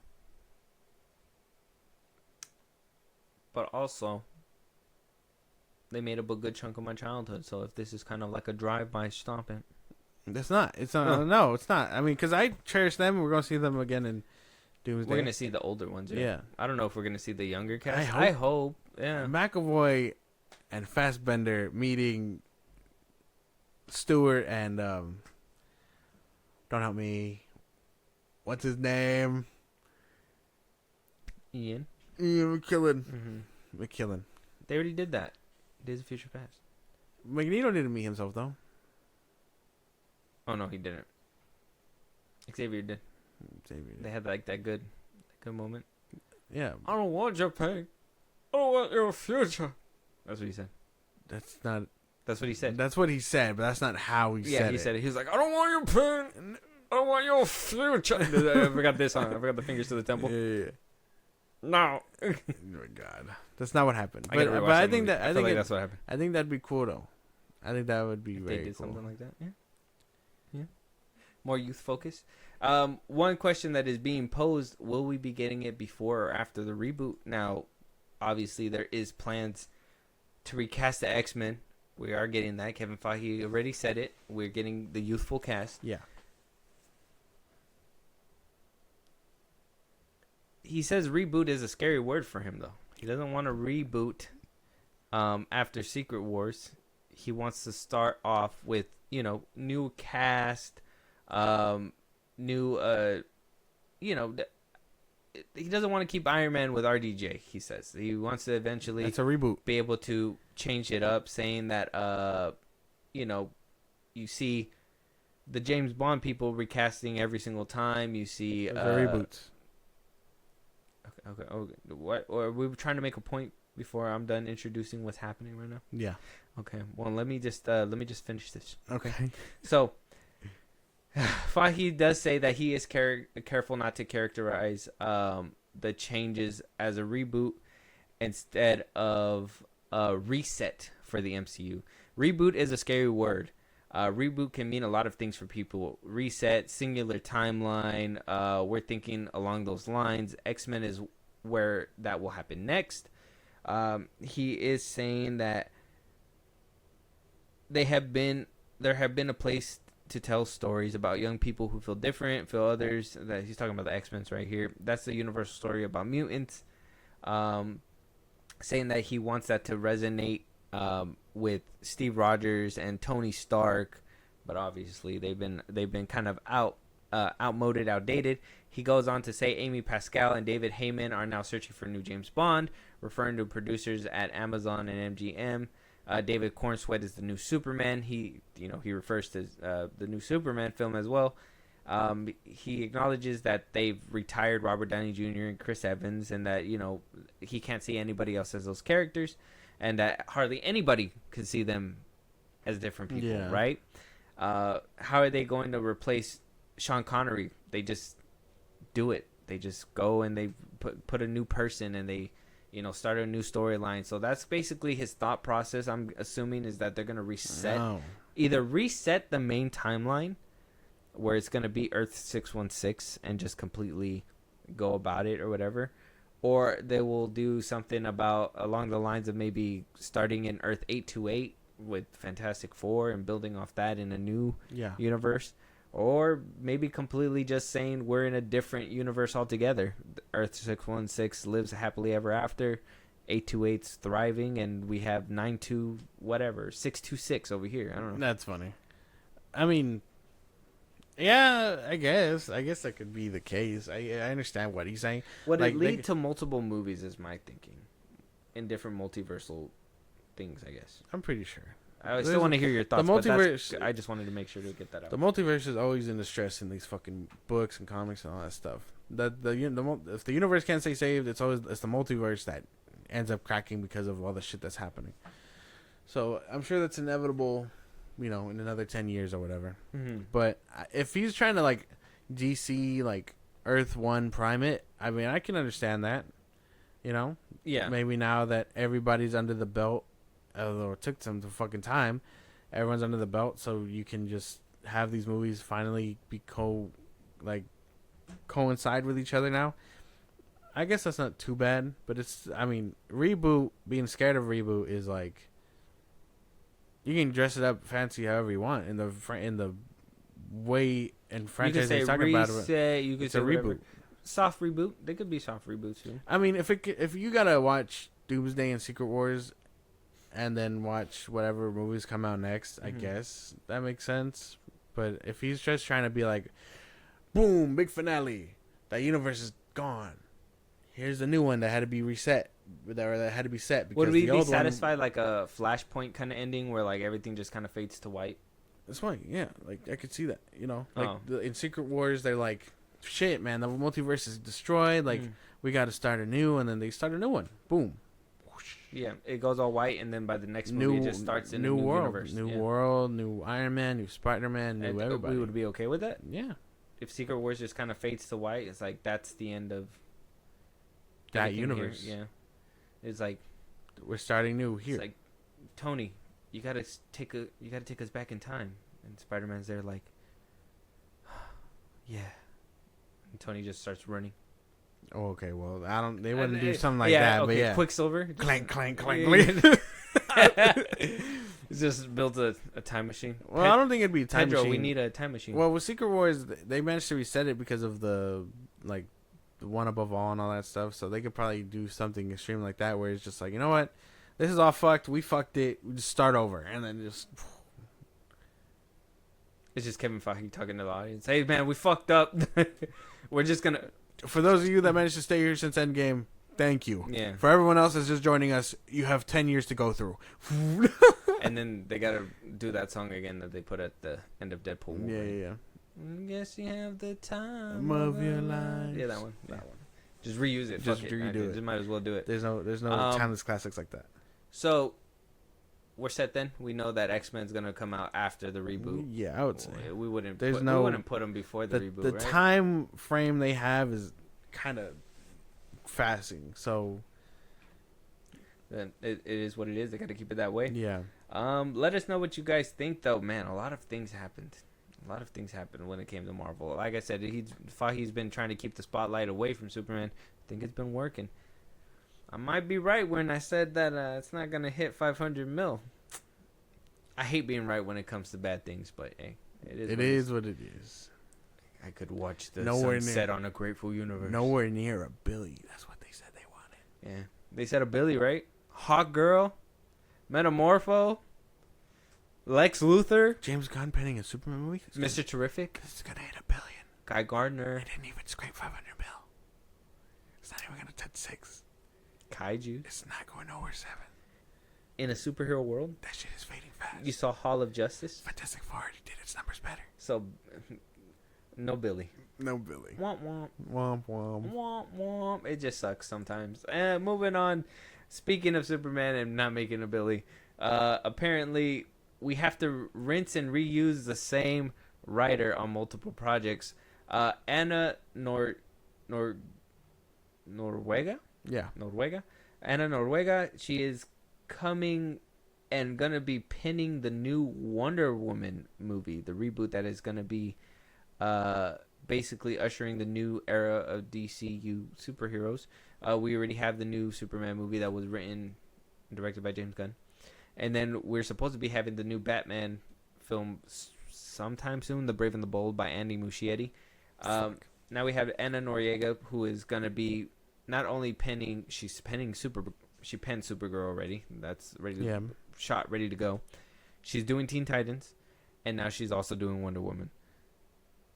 What do we think about the same writer going into different things? Now, I know what some people are saying, man. She probably got the juice. That's the bag. She got the song. Yeah.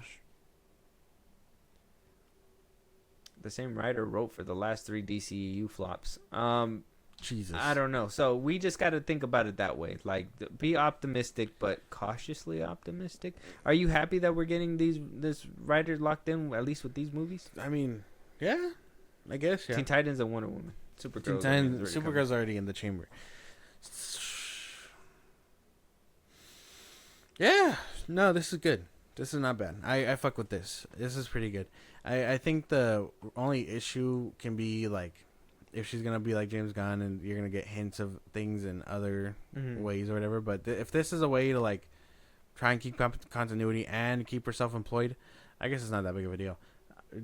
James Gunn isn't really looking to hire, like, other people right now. So he's too busy getting $15 million for a movie. Apparently so. Like I said, I can see it as good or bad. I mean, it could be some really neat stuff coming from her. I need to see it from Supergirl, which a lot of people. Okay, now I kind of want to bring this up before we keep going down this Superman James Gunn rabbit hole. Okay. Superman has not been doing amazing. No. All right, we're gonna talk about James Gunn's excuses to why he says that it's an anti-American sentiment overseas, and that apparently Superman's not a commodity out there. That he's not somebody that a lot of people know. He's more of an American superhero. So one thing that is kind of being brought up is that Supergirl, where people were like, "Oh, Creature Commandos is going to be the first of the DCU," and then it was like, "No, Superman is going to be the first of the DCU." But then Blue Beetle was the first DCU character. Yeah. Now people are saying Supergirl is going to be the true test of the DCU, and I'm going to tell you why. Okay. Because they said that James Gunn is not writing or directing this film. Now I know what you guys are thinking. Why would you say that? It sounds bad, but we got to think about it like this. Okay. The person that's running the plan, in my opinion, some people see it differently, obviously, is that they should be overseeing the construction, right? Look at the whole picture. You could zip in and focus on one thing, but you can't do it for too long because you're missing the bigger picture. Yeah. If you're focusing on Superman, what about Supergirl? What about Teen Titans? What all about the other ones, that are coming out? You got to be willing and open to looking at the whole picture. And if you're focused on one movie, everybody says it takes a lot. It's a lot of work. I can only imagine how much work it puts in. You could put into a superhero film. So it's like you got a lot of stuff to deal with. You got to be at the bird's eye to see the whole picture. Yeah, that's the best way to put it. They're saying because he did not write it, nor did he's just basically overseeing it, that this is going to be the true test of whether the DCU will be able to make it. This is the first movie. What the fuck? Why are we moving the goalposts so damn much? I understand coping, but Jesus, put it down. I mean, I see it only in the sense that, you can get that understanding. Yes, right? But like you're telling me if the dude that you're putting the keys for, the dude that praises, the dude that should know Clark Kent's middle name, the one that reads the comics, the one that you guys have been rooting for since Zack Snyder's departure, like You're telling me that he couldn't pull an easy 600 mil? But the real test come with Superman, of all people. Remember when I said this? If Superman can't bang, how can a Fantastic Four movie bang? I swear I was hearing like people, I think Grace Randolph even said like Superman has a safety net of 500 million. Like that's the safety net. It's not going to crack 500 I don't think it's cracking 500. But that's what I'm saying. If a movie like Superman, written by James Gunn, who they say is this guy, who the same reason that Zaslav hired him for, can't do that, Fantastic Four is probably do it. I hope it does. And it's like, where are we at? Fantastic Four is a way lesser name than Superman. Superman should be the draw. Supergirl's gonna be the test only because it's not written by him. If Supergirl bangs, what does that say about James Gunn? Oh, he's really good at overseeing. Well, that's not a bad thing. That's the thing. It's a little bit of a bad thing. That's where I would be like, well, your guys is the people that you're writing for is an overseer. He's a watcher. He's not a. He needs to get his hands off the shit. Exactly. Like, and some people are like that. That's why I always said too. I mean, we said it since the beginning. Where's all the money going?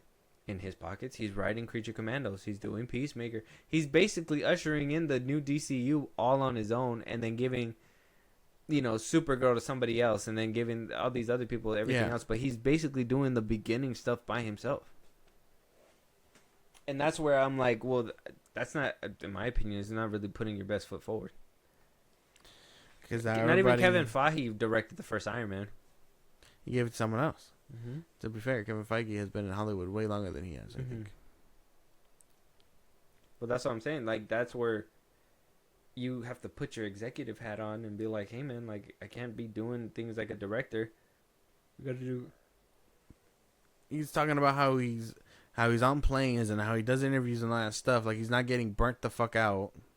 Planes, interviews, writing scripts, reading scripts, having it. Like, it's just so much that being a director of a full-on movie, just to me, just sounds like you're doing too much. He's gonna be Kevin Feige, but like sooner. Mm-hmm. And then also while trying to act like you're Zack Snyder on the internet and blah blah blah blah, it's like, dude. James Gunn just tried to do way too much in such a little bit of time that it's just, I feel like it's biting him in the ass right now. And now a lot of people are trying to move that goalpost to be like, well, that's not the true testament. The true testament will be here. And if you tell me that he doesn't pick up another movie in the time that he's at DC Studios because the first movie that he does is the worst performing one because he did it. What does that say? I'm pretty sure they were looking for like a surefire like 600 to 800 million, only because the person who did Guardians of the Galaxy did it. This is but everybody. This the is their bread and Suicide butter. Squad didn't even make money, so like we already had the test trial, but they were like, oh, well, Superman's in the beginning. It's in the title, Superman. But then now we can't even get people to watch it because apparently it's not a commodity in the overseas. That's such a. I don't know why he does that. Alienate his audience. He likes to point the finger. He likes. There's a small minority. Those are DC fans. That's why he likes to point the finger at people. It's like, oh, we're not a commodity overseas. Yeah. Those might be DC fans. Yeah. The Indian kid that I get so mad at for tweeting at me could be a DC fan. The ones that go and watch it, even though it's not a commodity, they're DC fans. That's the thing. Why are you doing this to your fucking fans, bro? Someone needs to take the mic away from him. He needs a better PR person. Yeah, he's a finger pointer. I've been noticing that. Right now, at the time of recording, it's at like 430 million. So I don't know. Maybe it crosses. Maybe it doesn't. He's still trying to keep the universe relevant right now. Even giving us little tidbits of Peacemaker and what's gonna happen. Sending the internet on a spiral yet again because he is picking and choosing what goes and what's not gonna go. Starting with talking to Den of Geek, saying that they asked him if Black Adam and Shazam Fury of Gods will be canon because of the hardcore and Ekamos cameos that he decided to put in those movies, and he quote unquote says, no, they're not canon and I hate it. He says there are certain things from that old universe that we refer to in Peacemaker season 2, but until then they are not canon. Almost everything from season 1 is canon, but season 2 will explain everything that is or is not canon. Then why'd you put him in there? What was the point? So he can bring over his, what I believe he thinks is his star pupil. His wife? And Ekamos? And Peacemaker. Oh, and Peacemaker. I think they're all just going to jump ship. I think he did an interview where he was like, he was asked if there was anybody that he can bring back and do a show from the Suicide Squad. He was like, it was John Cena. It was Peacemaker. He chose it. I feel like I think you might have been right on the nail. I think that universe is going to go up and smoke the DCEU, and then they're just going to jump ship to DCU, and now that Peacemaker is taking over the other Peacemaker, and lives in a world with this Superman, this Batman. Actually, because of this San Diego Comic-Con panel that's actually happening right now, they put out a Peacemaker poster. Yeah. And it's right here. I read this. It said, "In what world is he the hero?" In the bottom. Yeah. Can you see the post? Yeah. So I'm thinking.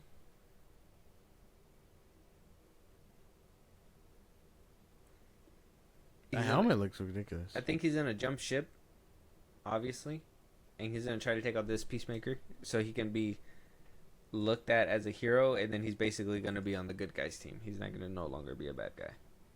He's gonna have like a rehabilitation arc and all that stuff in season 2. Oh, probably then. Either way, it sounds like a fucking chore. He's still gonna be a foul mouth, on his own vigilante though. He's gonna. I mean, they endorse that kind of thing. Look at fucking Guy Gardner and Sean Gunn. Apparently, he was supposed to call him a pussy. He was supposed to call Superman a pussy. It kind of is. But they cut it. He kind of is a pussy. Mm. He's a bitch. He's a pussy. This is how James Gunn sees him. Yeah. So, I mean, we talked about this a little bit before, so maybe not stay on it for too long. But, I mean, how do we feel about him actually acknowledging and using it as promotion at this point that he's going to be picking and choosing what's going to be canon and what's not? Yeah, we're already 3 projects deep into his DCU. It's time to just take the Band-Aid off. Should he have rescrapped? Should he have just started from the beginning? Yeah. But is he going to? No. So, shit, man. You might as well just fucking go. That's where we're at. 100%. 100%. Now, there was one show that he said that they're on the verge of greenlighting. And I was really curious on what that show was going to be. And they wound up giving us another article. Oh, yeah. And it seems like Booster Gold is that series that we are going to be getting. Apparently, Kumani is not attached to this. Oh yeah, but Emil, whatever his name is. Yeah, but David Jenkins, and he is the showrunner of the Penguin show. Okay. So they got somebody really good. David Jenkins, he's gonna be the showrunner and be doing like a pilot episode for the Booster Gold show. Like I said, they don't have a actor in mind just yet, but they're getting that show up and running. I'm assuming this is the one that James Gunn was referring to when it came down to like what was going to come next when it came down to the TV shows. We're getting a Lantern show. Supposedly, we're supposed to get Paradise Lost, which I'm assuming that's going to be scrapped and just be a Wonder Woman movie. So technically, this will be like the second show in his DCU, and it's Booster Gold. I mean, I don't care about this character. No. I mean, they can make me care depending on who they cast and all that stuff. But if it's someone uninteresting, like Sean William Scott, I was thinking more like Chris Pratt or something. You want Chris Pratt? No, I'm saying like if he's someone uninteresting like that, I'm not in it. No, but that's what I'm saying. Like, will Sean William Scott put you in there? Do you know who that is? Yeah, Sean William Scott. Show you a quick Who picture. is he? Quick pick. I don't do good with names. Yeah, I know. All right, man. Gerard Butler. Fuck. Austin. That's Sean William Scott. You think he can be? Oh, he's the fucking. Yeah, I could see that. He's what's his name? Skeeter? Is that his name in American Pie? Stifler. Stifler. His name's Stifler. Skeeter. Stifler. I think it would make a good Booster Gold. I think he's funny to the point where, I mean, if he just dyes his hair blonde or whatever, I think he's a little bit on the older side, so I don't know if they would be willing to do it. That's James Gunn's alley. But I also think he'll be cheap. Probably, yeah. He hasn't had a lot of work, so. Yeah, I'd be cheap. I mean, James Gunn could pocket himself another $15 million and just skeet out on his performance. you get 50,000 in a graham cracker. I get 10 million. All I'm asking is for $2.5 million and an 8-ball. So I mean, I don't know who else. I mean, Glenn Powell is also a name that I've seen thrown in there too, which I can see that happening too. If they had the money to shell out for him, I don't think he's too expensive. Yeah, right now he's way too expensive. He's on the rise right now. You gotta like tank his career real quick or something. That the he's hanging around with Tom Cruise. I'm just saying. Yeah, it's gonna be hard to get him. That boy know his worth. Tom Cruise is about to protect his boy with his life. I'm pretty sure Tom Cruise told him, "Hey, stay away from these engines because they will fuck your ass up." He's like, "Don't go over to Sony. They made The Mummy. They put me in the War of the Worlds. We don't need all that." War of the Worlds was actually a good movie. Look at the sequel. He's like, stay away from Marvel, and then stay away from DC, unless it's a high paying ass. He was like, I almost was at DC, but they fucked me with Green Lantern. Yeah, he was like, basically, not anymore. He's like, Paramount's the place to be. Like, I wonder if that's like what. I wonder if that's an actual conversation they have when they look at each other like that. I mean, if you notice, if you really look at it, you can see who's in house and who's not when it comes down to like the people that they hire and stuff like that. Obviously, I mean, Sony, they have like Glenn Powell. They have that new kid from The Heights. He's in all of their movies now. Anthony Ramos, him. Who else? Netflix has what's her name? The girl from Stranger Things. She's never gonna be let go from them, ever. Yeah, doesn't seem like. Warner Brothers has the Conjuring people, the Warners, the two, literally the two. They're everywhere, and Jason Momoa, obviously, and what's the other dude's name?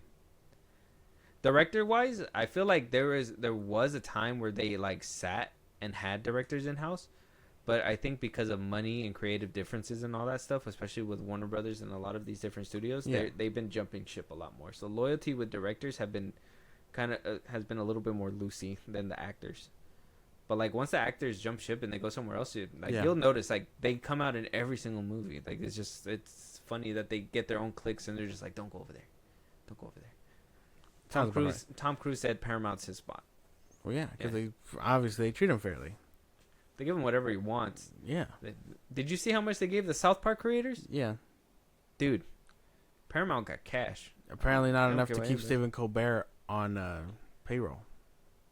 It was a sacrifice for that South Park episode.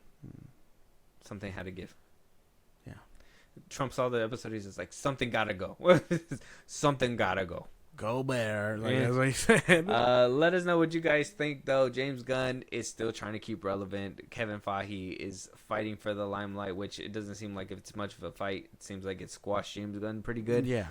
Let us know what you guys think about the future of Marvel. Let us know what you think about the future of DC. DC seems to be still chugging along forward, even though the first Superman movie is looking like a massive historical Superman flop. That's all I gotta say. Moving on, though, Lilo and Stitch 2 may be peak better than the first one because Chris Sanders, the original writer and co-director of the original Lilo and Stitch 2002 animated version, is coming back to pen the Lilo and Stitch 2 Where the script. fuck were you? Well, the thing was, Josh, is that they said, fuck all that noise. We can't afford him, right? He's making the wild robot and all that stuff, so we're not gonna worry about him. We're gonna do this on streaming. How hard is it to copy and paste? Disney said. They barely made it out alive. They fucked it. They still made $1 billion. Yeah. So I mean, barely making it out Those alive. Disney adults, they're man. over there laughing their asses to the back. I know Stephanie literally said that she liked the movie anyways. Disgusting. That's crazy to me. It's gross. It's crazy to me. It's crazy. But like, so I feel like they saw the backlash and said, "Hey, we barely was able to make it out alive." Obviously, Stitch brand is strong enough to carry us to $1 billion. But if the movie is not as good, the second one, I feel like they know that it's not gonna. It's not gonna go up. It's gonna drop. So we want to make sure that they get everything working on all cylinders. And since they made $1 billion, they said, "Hey, Chris Sanders, we got the money. We're gonna put it in theaters this time off rip. What do you think?" And he was like, "Yeah." I don't know what that was, but yeah. Hey, this is the only thing I can imagine when Disney backs up a truckload of money to your house. Yeah. When they're just like, "We really want you. Beep, beep, beep. This is how much we're willing to offer." All right. Johnny Depp is just like, I'm not impressed. Yeah. Where's my alpacas? Where's my alpacas? Give me my alpacas. But this sounds pretty cool, man. I guess I don't know. I think after the first one, I'm just very skeptical on where second one will even take us. Even if we get like the other experiments, you know what I mean, or no Gantu or whatever, like that'll be like the test. Well, they made money, so I'm pretty sure they're gonna do a lot more. So, I can hope. So they made money. That's the only thing I can say. But it's good that he's coming back. He's actually gonna help with the script. Obviously, he's still doing the Wild Robot sequel. But I mean, like I said, if they back up the truck, I'm going over there. He's gonna just fast track the Lilo and Stitch. He's like, Wild Robot. Yeesh. I'll come back to you in a minute. We can't even get Pedro Pascal right now. He can't be our Fox this time. Fuck. We need to stop with him. Let him go. No. Let us know what you guys think, though. Lilo and Stitch 2 is bringing back the original co-creator. It's gonna be great. He's also gonna he also co-directed the original Stitch 2. So it's gonna be, in my opinion, I have high hopes now that the sequel will be amazing. Hopefully. The first one I was skeptical about. Disney's been having a rough patch, but I mean, if they're willing to be like, "Hey, we're not worried about all that extra mumbo jumbo that we were dealing with before. Let's just get the money, give it to the people that are going to do a good job, and just get them to work." Wild Robot was amazing. That movie was great. The fact that Chris Sanders is still putting out that output and you still didn't have him in the first movie, that's a fumble on Disney's part. Disney's always fumbling, but they still somehow manage to make their money back. Where are we at? Disney adults. Moving on, though, we are at the trailers finally at the end of the episode. Yeah. We got Predator Badlands, the first, and I'm going to stress this out as long as I can because Dan Trachtenberg decided to stress this out. This is the first official trailer. Apparently, this movie has not had a trailer at all. The other ones were little teasers that were labeled them as they were being labeled as trailers. Oh. But apparently, according to Dan, the director, this is the first official trailer that shows you what the movie's about, what's happening, and not just predators going out there. And, you know, basically, the way he put it was just seeing your action figures going at it. Okay. Yeah. Sounds about right. Mm-hmm. All right, let's get into it.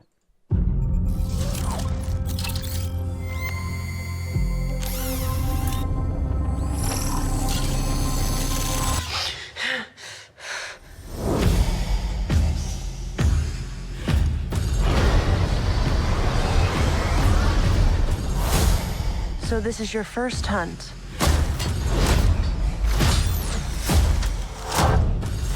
And you've come to the most dangerous planet in the universe.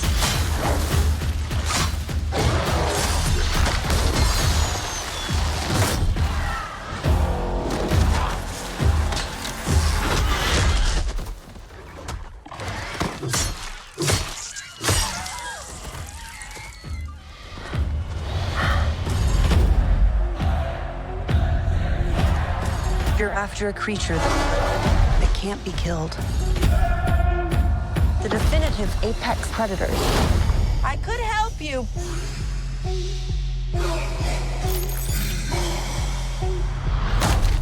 Well, good luck with your journey.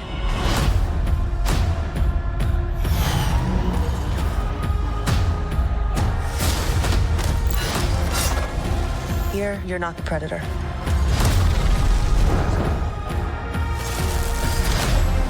You're the prey.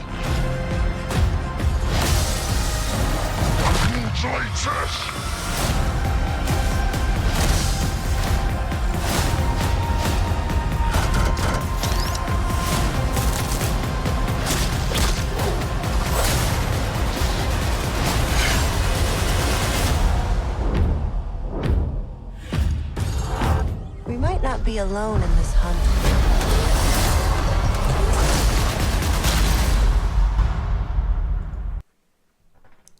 Sick. Alien vs Predator is coming quick as fuck, bro. That was quick. Quick as fuck, bro. That look. We're getting the Wayland robots. It looks like this is a newer version of what Sigourney Weaver was rocking when she got into her little robot battle with the xenomorphs. So yeah. Even those spores in the beginning too. I don't know if you caught those. I mean, we caught them in the other trailer too, but that kind of reminds me of the xenomorph spores too. So it seems like to me like we're leaning to that way. I don't want to just jump into the Alien versus Predator train. I think this movie looks fine. I think Predator Badlands looks like a Predator movie, more Predator than what we recently had gotten with, like, obviously, what was it? It was Predators or whatever. Yeah. I think with the new direction that we've been having a great, basically a great Predator season, honestly. It's been amazing. And this movie looks like it's just going to be adding to that. This looks really good. And I was right. My initial thoughts of the teaser were like, she's going to be translating for him, and we're actually going to get to understand what he's saying. Oh, yeah. That's going to be cool. That was cool. When he was like, I'm prey to no one, that's cool. At least we know that y'all ain't just speaking gibberish and just screaming at us. He's like, you called me ugly. Yeah. Wow, I'm not ugly. Yeah. That's basically what they're saying to us this whole time. Damn. Where's the subtitles? We need subtitles all the way to the beginning. The very first Predator. Did you see that San Diego Comic-Con that they also put an extended cut of the ending where they saw Donald Glover and Arnold Schwarzenegger? I did. Crazy how our emotion knows no bounds, because we talked about that in the fucking our review. Go check that out. And then not even a couple months later, they're just like, hey, here it is. Yeah, actually, we did do that. We could show you exactly what you guys were talking about. Yeah. And like crazy how that shit works. They're like, wow. We didn't know people were clamoring for that. But yeah, always show us those things, man. Why even like? And it's just like they're like, oh, we're gonna put out the extended cut. And it's like 2 seconds. 2 seconds. 2 seconds of that. It's literally the girl, and they just add them to it. Yeah. It's like, all right, well, I'm not gonna watch the whole thing again. The fuck. I might. It's pretty good. It's pretty good. Except for the water one. I didn't understand that one. That was kind of like the weakest one for me. What? Let us know what you guys think. Check out Predator Badlands. It looks pretty decent. Looks good to me. Moving on, Josh. We finally got the trailer. We got the FNAF 2 trailer. Oh, let's go. We got... What's her name? We got Bonnie. We got Chica. Yeah. Freddy. Yeah. Alligator Mater? No. Oh, fuck. Sorry. No. It's an F. That's an F. Freddy. No. You said that. Fazbear. No. That's his last name. He's a fox. Fox. What's his name? It's so easy. Furry. No. Fugly. No. Shit, dude, what is his name? I know it. Hold on. Okay. Bonnie, Chica, Freddy. The puppet. No, the puppet's the other one. The puppet. It's one of them. That's one of them, huh? What's his name?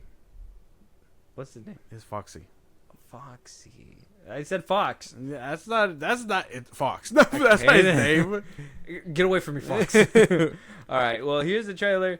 I don't know if you've seen that it was released, but they released it during San Diego Comic-Con, so they were very much excited. They also put out a little teaser for the people that were in attendance. I saw it. It's bootlegged. It's not real though. Damn. I mean, it's real, but it's a bootleg version. I have to show you on a different time. Hopefully they let out that thing, but yeah, all we got is a trailer right now. All right, you excited? Yeah.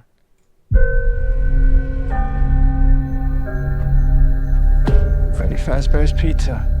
Definitely not the Freddy's I remember. You're thinking of the franchise location. This is the original. Nobody's been here for decades. Some little girl got murdered here. Do you guys hear that? Hear what?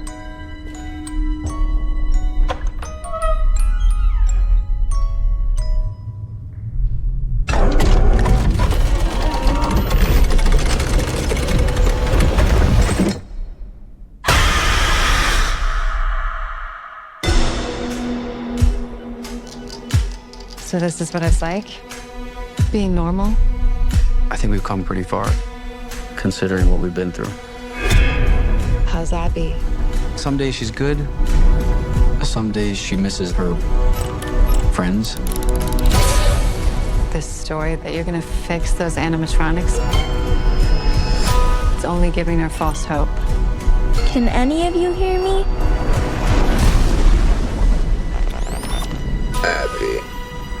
Abby, help us. Come find us. I will show you the way.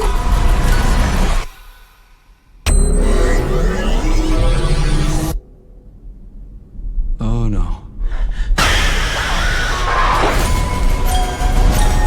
They're out there, Mike. Where? Everywhere. Where are you gonna run to? I'm not done with you.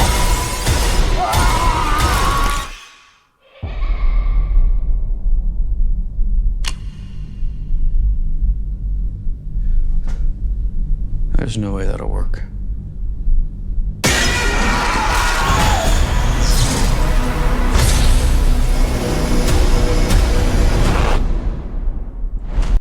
They're taking it outside? What does that mean? Is that bad? A little bit. It's a little bad. Like, I thought everything's supposed to take place there. Yeah. But So- it looks like they got other plans. So is it bad for the lore, or is it bad for the movie? Is that what you mean? Could be bad for. Okay, it could be good for the lore. I don't know about the story because obviously we have to wait for this to come out. It could totally change everything from the games to the movie. I think everybody's prepared for that. But what that could mean is like, well, that's just normal. That could literally make it like, you know, like they didn't even happen. But that was Toy Freddy. So it looked like maybe that carnival thing or whatever isn't even part of what's happening. They're just there to like it's a fair sponsored around the characters, but it's not based on the characters. That makes sense. Okay. So what's his name could have nothing to do with that. Springtrap. Yeah. He could literally have nothing to do with what's happening there, and so everybody's looking at Freddy like, oh shit, like he's a mascot, like oh, that's cool, you know what I mean? Like, can't believe they totally got him. So maybe, but you got the toy ones and you got the withered ones. That's Mangled. The one that got him by the neck. Yeah. I think I saw the puppet too. Yeah. Well, that was the hands, right? The one that was creeping up behind that girl. No, that's Mangled. Watch, because that's the puppet hands. Oh, up there. You saw him? Well, I saw it when she was walking in that hallway. In the hallway. Let me see. Right there. Oh, that's creepy. You think we're going more horror this time? I hope. I sure hope so. So more blood this time? I would hope. I really hope they lean into it. I really hope they lean into it because is that Mangled on top of the cartoon? Yeah. Mangled is a unfinished animatronic. Yeah, that's him. Damn. That boy doing crazy shit right now. Oh, look, and he back unscathed. Potentially. He don't even look like dead. He did. And then look, play it. The hand right here that grabs her looked like withered. Oh, so like it was him withered? Yeah. Or like it's playing tricks it with him, could have been like a flashback maybe. See? But like the hand that grabs her, boom. Oh, yeah. Unless she's dreaming or something. And that's Foxy, right? Foxy. Yeah. Foxy. People were theorizing that maybe that's him looking through the Freddy Fazbear disguise. Because that in the game, the mask that he puts on scares the other ones away, but it doesn't trick Foxy. So a lot of people were thinking like maybe He that's him caught seeing up right to through him. it. See, that's the old Chica. Yeah, from the first one, but then we saw a new one. Toy Chica. Yeah, Bonnie. Mm-hmm. I know the song for this one. It took my or whatever. Yeah. I thought this was looks pretty good. It looks better than the first one. Looks like they're going all in on the horror aspect, where the first one felt like they were trying to. I understand it was the first movie, so they were being a little bit more conservative with the animatronics and you know all that stuff. But it looks like this time they're really showing them front and center more, showing them like, hey, we're gonna be a big part of this movie a little bit more than us just going to the store or whatever, the pizza place and hanging out. Like they're actually gonna come outside and all that stuff, which. That's why I was asking, because I was seeing a couple of comments where people were like, what? They're going outside? They're not even supposed to leave the pizzeria or whatever, blah, blah, blah, blah. So it's like... If they're on the ground, maybe it's a little different. But we're getting the puppet. We're getting this person looked like it was driving on a highway and Mangle was like on top of chasing the fuck out of him. Yeah. It's not unheard of. In the recent games, they've been following them outside, too. So it could happen. People are just tripping for nothing? Basically. The fans fanning, basically. Mm-hmm. But we're getting the puppet. We're getting withered toys, animatronics. I like the way that looks. We're getting the toy versions of them. Yeah, it's going to be a lot. Okay. Well, check out Five Nights at Freddy's, too. Like I said, I mean, if you want to check out our review for the first one, it's out there right now. But let's just be honest. I wasn't a fan of the first one. So hopefully this one's a little bit better. And, I mean, the trailer itself screams better than the first trailer. And I remember the first trailer of the first movie. It was not good. This one, I feel like this one's giving me what I'm asking for in a horror, I guess, toy movie, animatronic movie. Yeah. Bigger version of Chucky, I guess. I don't know. Moving on. All right, check it out. Moving on. First movie in the Jason universe called Sweet Revenge. We got a teaser, 47 seconds long, not too long, but it is the first movie in the Jason universe. Oh, really? It's called Sweet Revenge. Okay. Not called Friday the 13th. It's a Jason movie? So that's a problem, right? Yeah, it's a Jason movie. I think as long as we see the mask and the machete, we're all right. Yeah. I mean, not calling it Friday the 13th, though. It's kind of a little bit of an issue. For sure. But maybe they just don't want to have to repeat that. Oh, Friday 13th 1, 13th 2, 13th 3. No, that's true.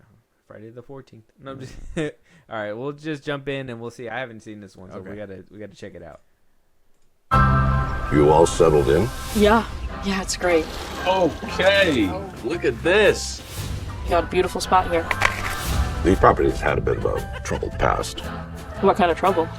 Oh, you know, the usual story. Revenge.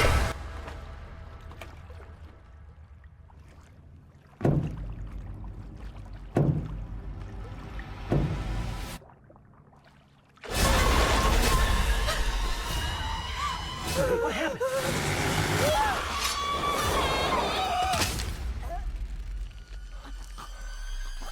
Anyway, you kids have fun.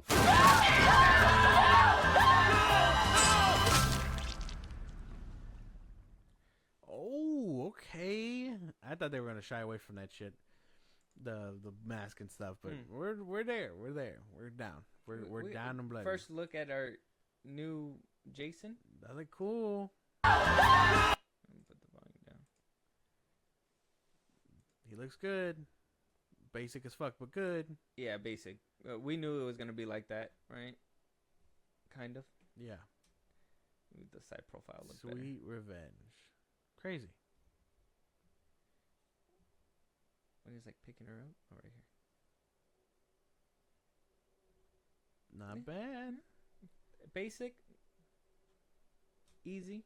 We still got that new show coming on Apple TV too With the mom. With the mom. I don't know if that's gonna be part of this. Maybe it will be, because we heard that revamping was happening and all that stuff. So. Not bad. Still think it's a missed opportunity to not call it Friday the 13th.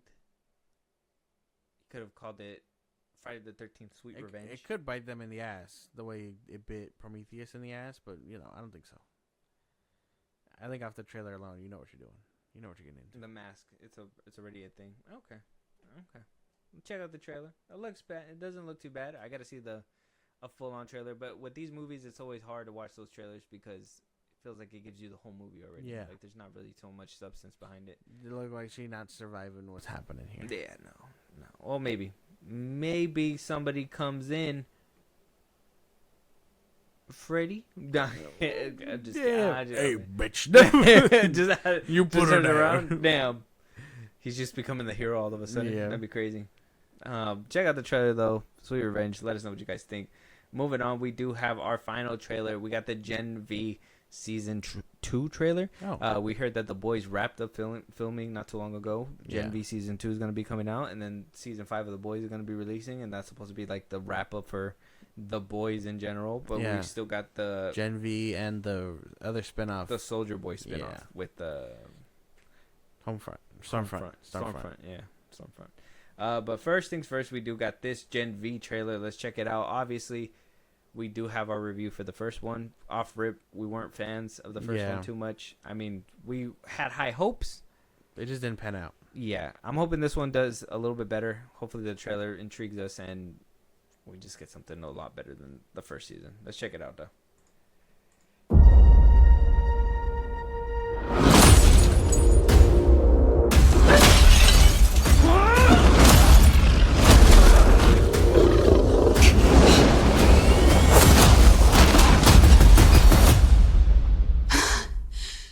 Hey, Marie. You can't stay on the run forever. I need your help. You need to go back to school. It was a mistake, leaving you. All of you. This school, it's become a monument to mediocrity. The new dean. He was at Elmira. Now he's at fucking Godolkin, so something's going on, but we don't know what. Fiege is resuming a research program called Project Odessa that was spearheaded by Thomas Godolkin. And I need you to stop it. We're all on the same side here. This is bigger than us. We need to figure out what the fuck he knows about Odessa. For Andre. Let me be very clear. This plan is crazy and I hate it, but I'm in.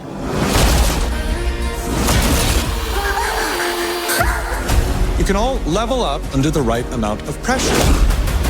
Marie, you could be the most powerful suit to ever come out of Godolkin. More powerful than Homelander. I need answers. You want to know what Odessa means? This is how you find out. Cypher believes I'm this weapon. Let's at least use it to do something good. Sabotage. I want all of this to stop! The time's come. You're stronger than the others. Embrace it. This makes you one of the most powerful suits in the world. I'm not any chosen one. Chosen ones are like Harry Potter, Neo, fucking Frodo, fucking Frodo.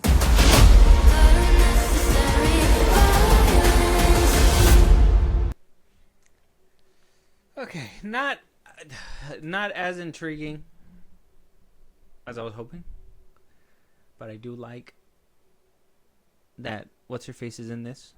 That's what I was kind of hoping the first season was gonna have, more of like the voice What characters they in look there, like. kind of integrating themselves in there. Yeah. So seeing that They must have heard the complaints and was like, we've got to sprinkle them out. Yeah.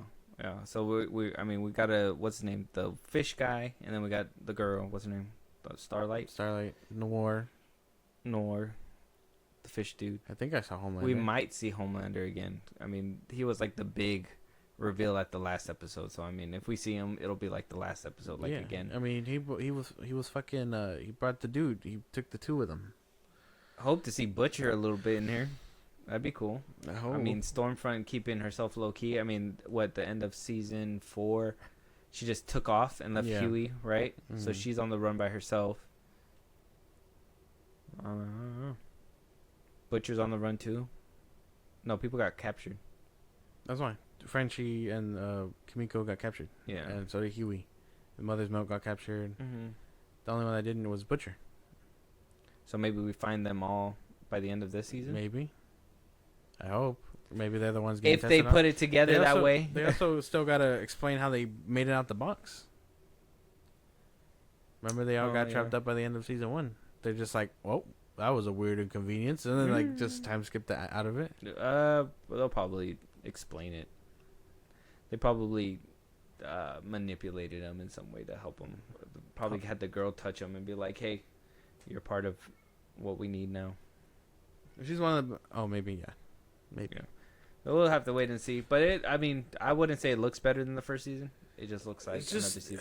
It's still giving me like the boys vibe. Maybe the boys is just out. It's overstaying its welcome. Yeah, maybe it's already done for. Hey, the edginess. Yeah, they're naked. They're playing beer pong with people. Like blood. We know. We get it, bro. We get it. You're about that. We're just the show's over. We just need we need better story instead of just being like, oh, they do dumb shit because they're teenagers. Yeah, and whatever. I get that. All right. Well, let us know what you guys think. Check out the Gen V Season 2 trailer. But with that being said, that is going to be our last topic of the day. Any movies that you want us to check out? Any topics that we should be talking about? You want to hear your voice on one of these episodes one of these days, Josh? Let them know where they can do all that. Twitter, TikTok, Instagram at FilmBros Podcast. Post no episodes are up. You can hit us up there for any news or movies you want us to cover. Buzzsprout links and social I just gave you. It's like a Patreon. You subscribe. We help the show grow. We greatly appreciate it. Listen to us anywhere you get your podcast at FilmBros Podcast, Spotify, YouTube Music, Apple Podcasts, like wherever you get your podcast. And then be part of the conversation. Twitch at FilmBros Podcast. And when it's all said and done, subscribe to our YouTube at FilmBros Podcast. And with that being said, we'll talk to you guys on the next one. Talk to you guys later.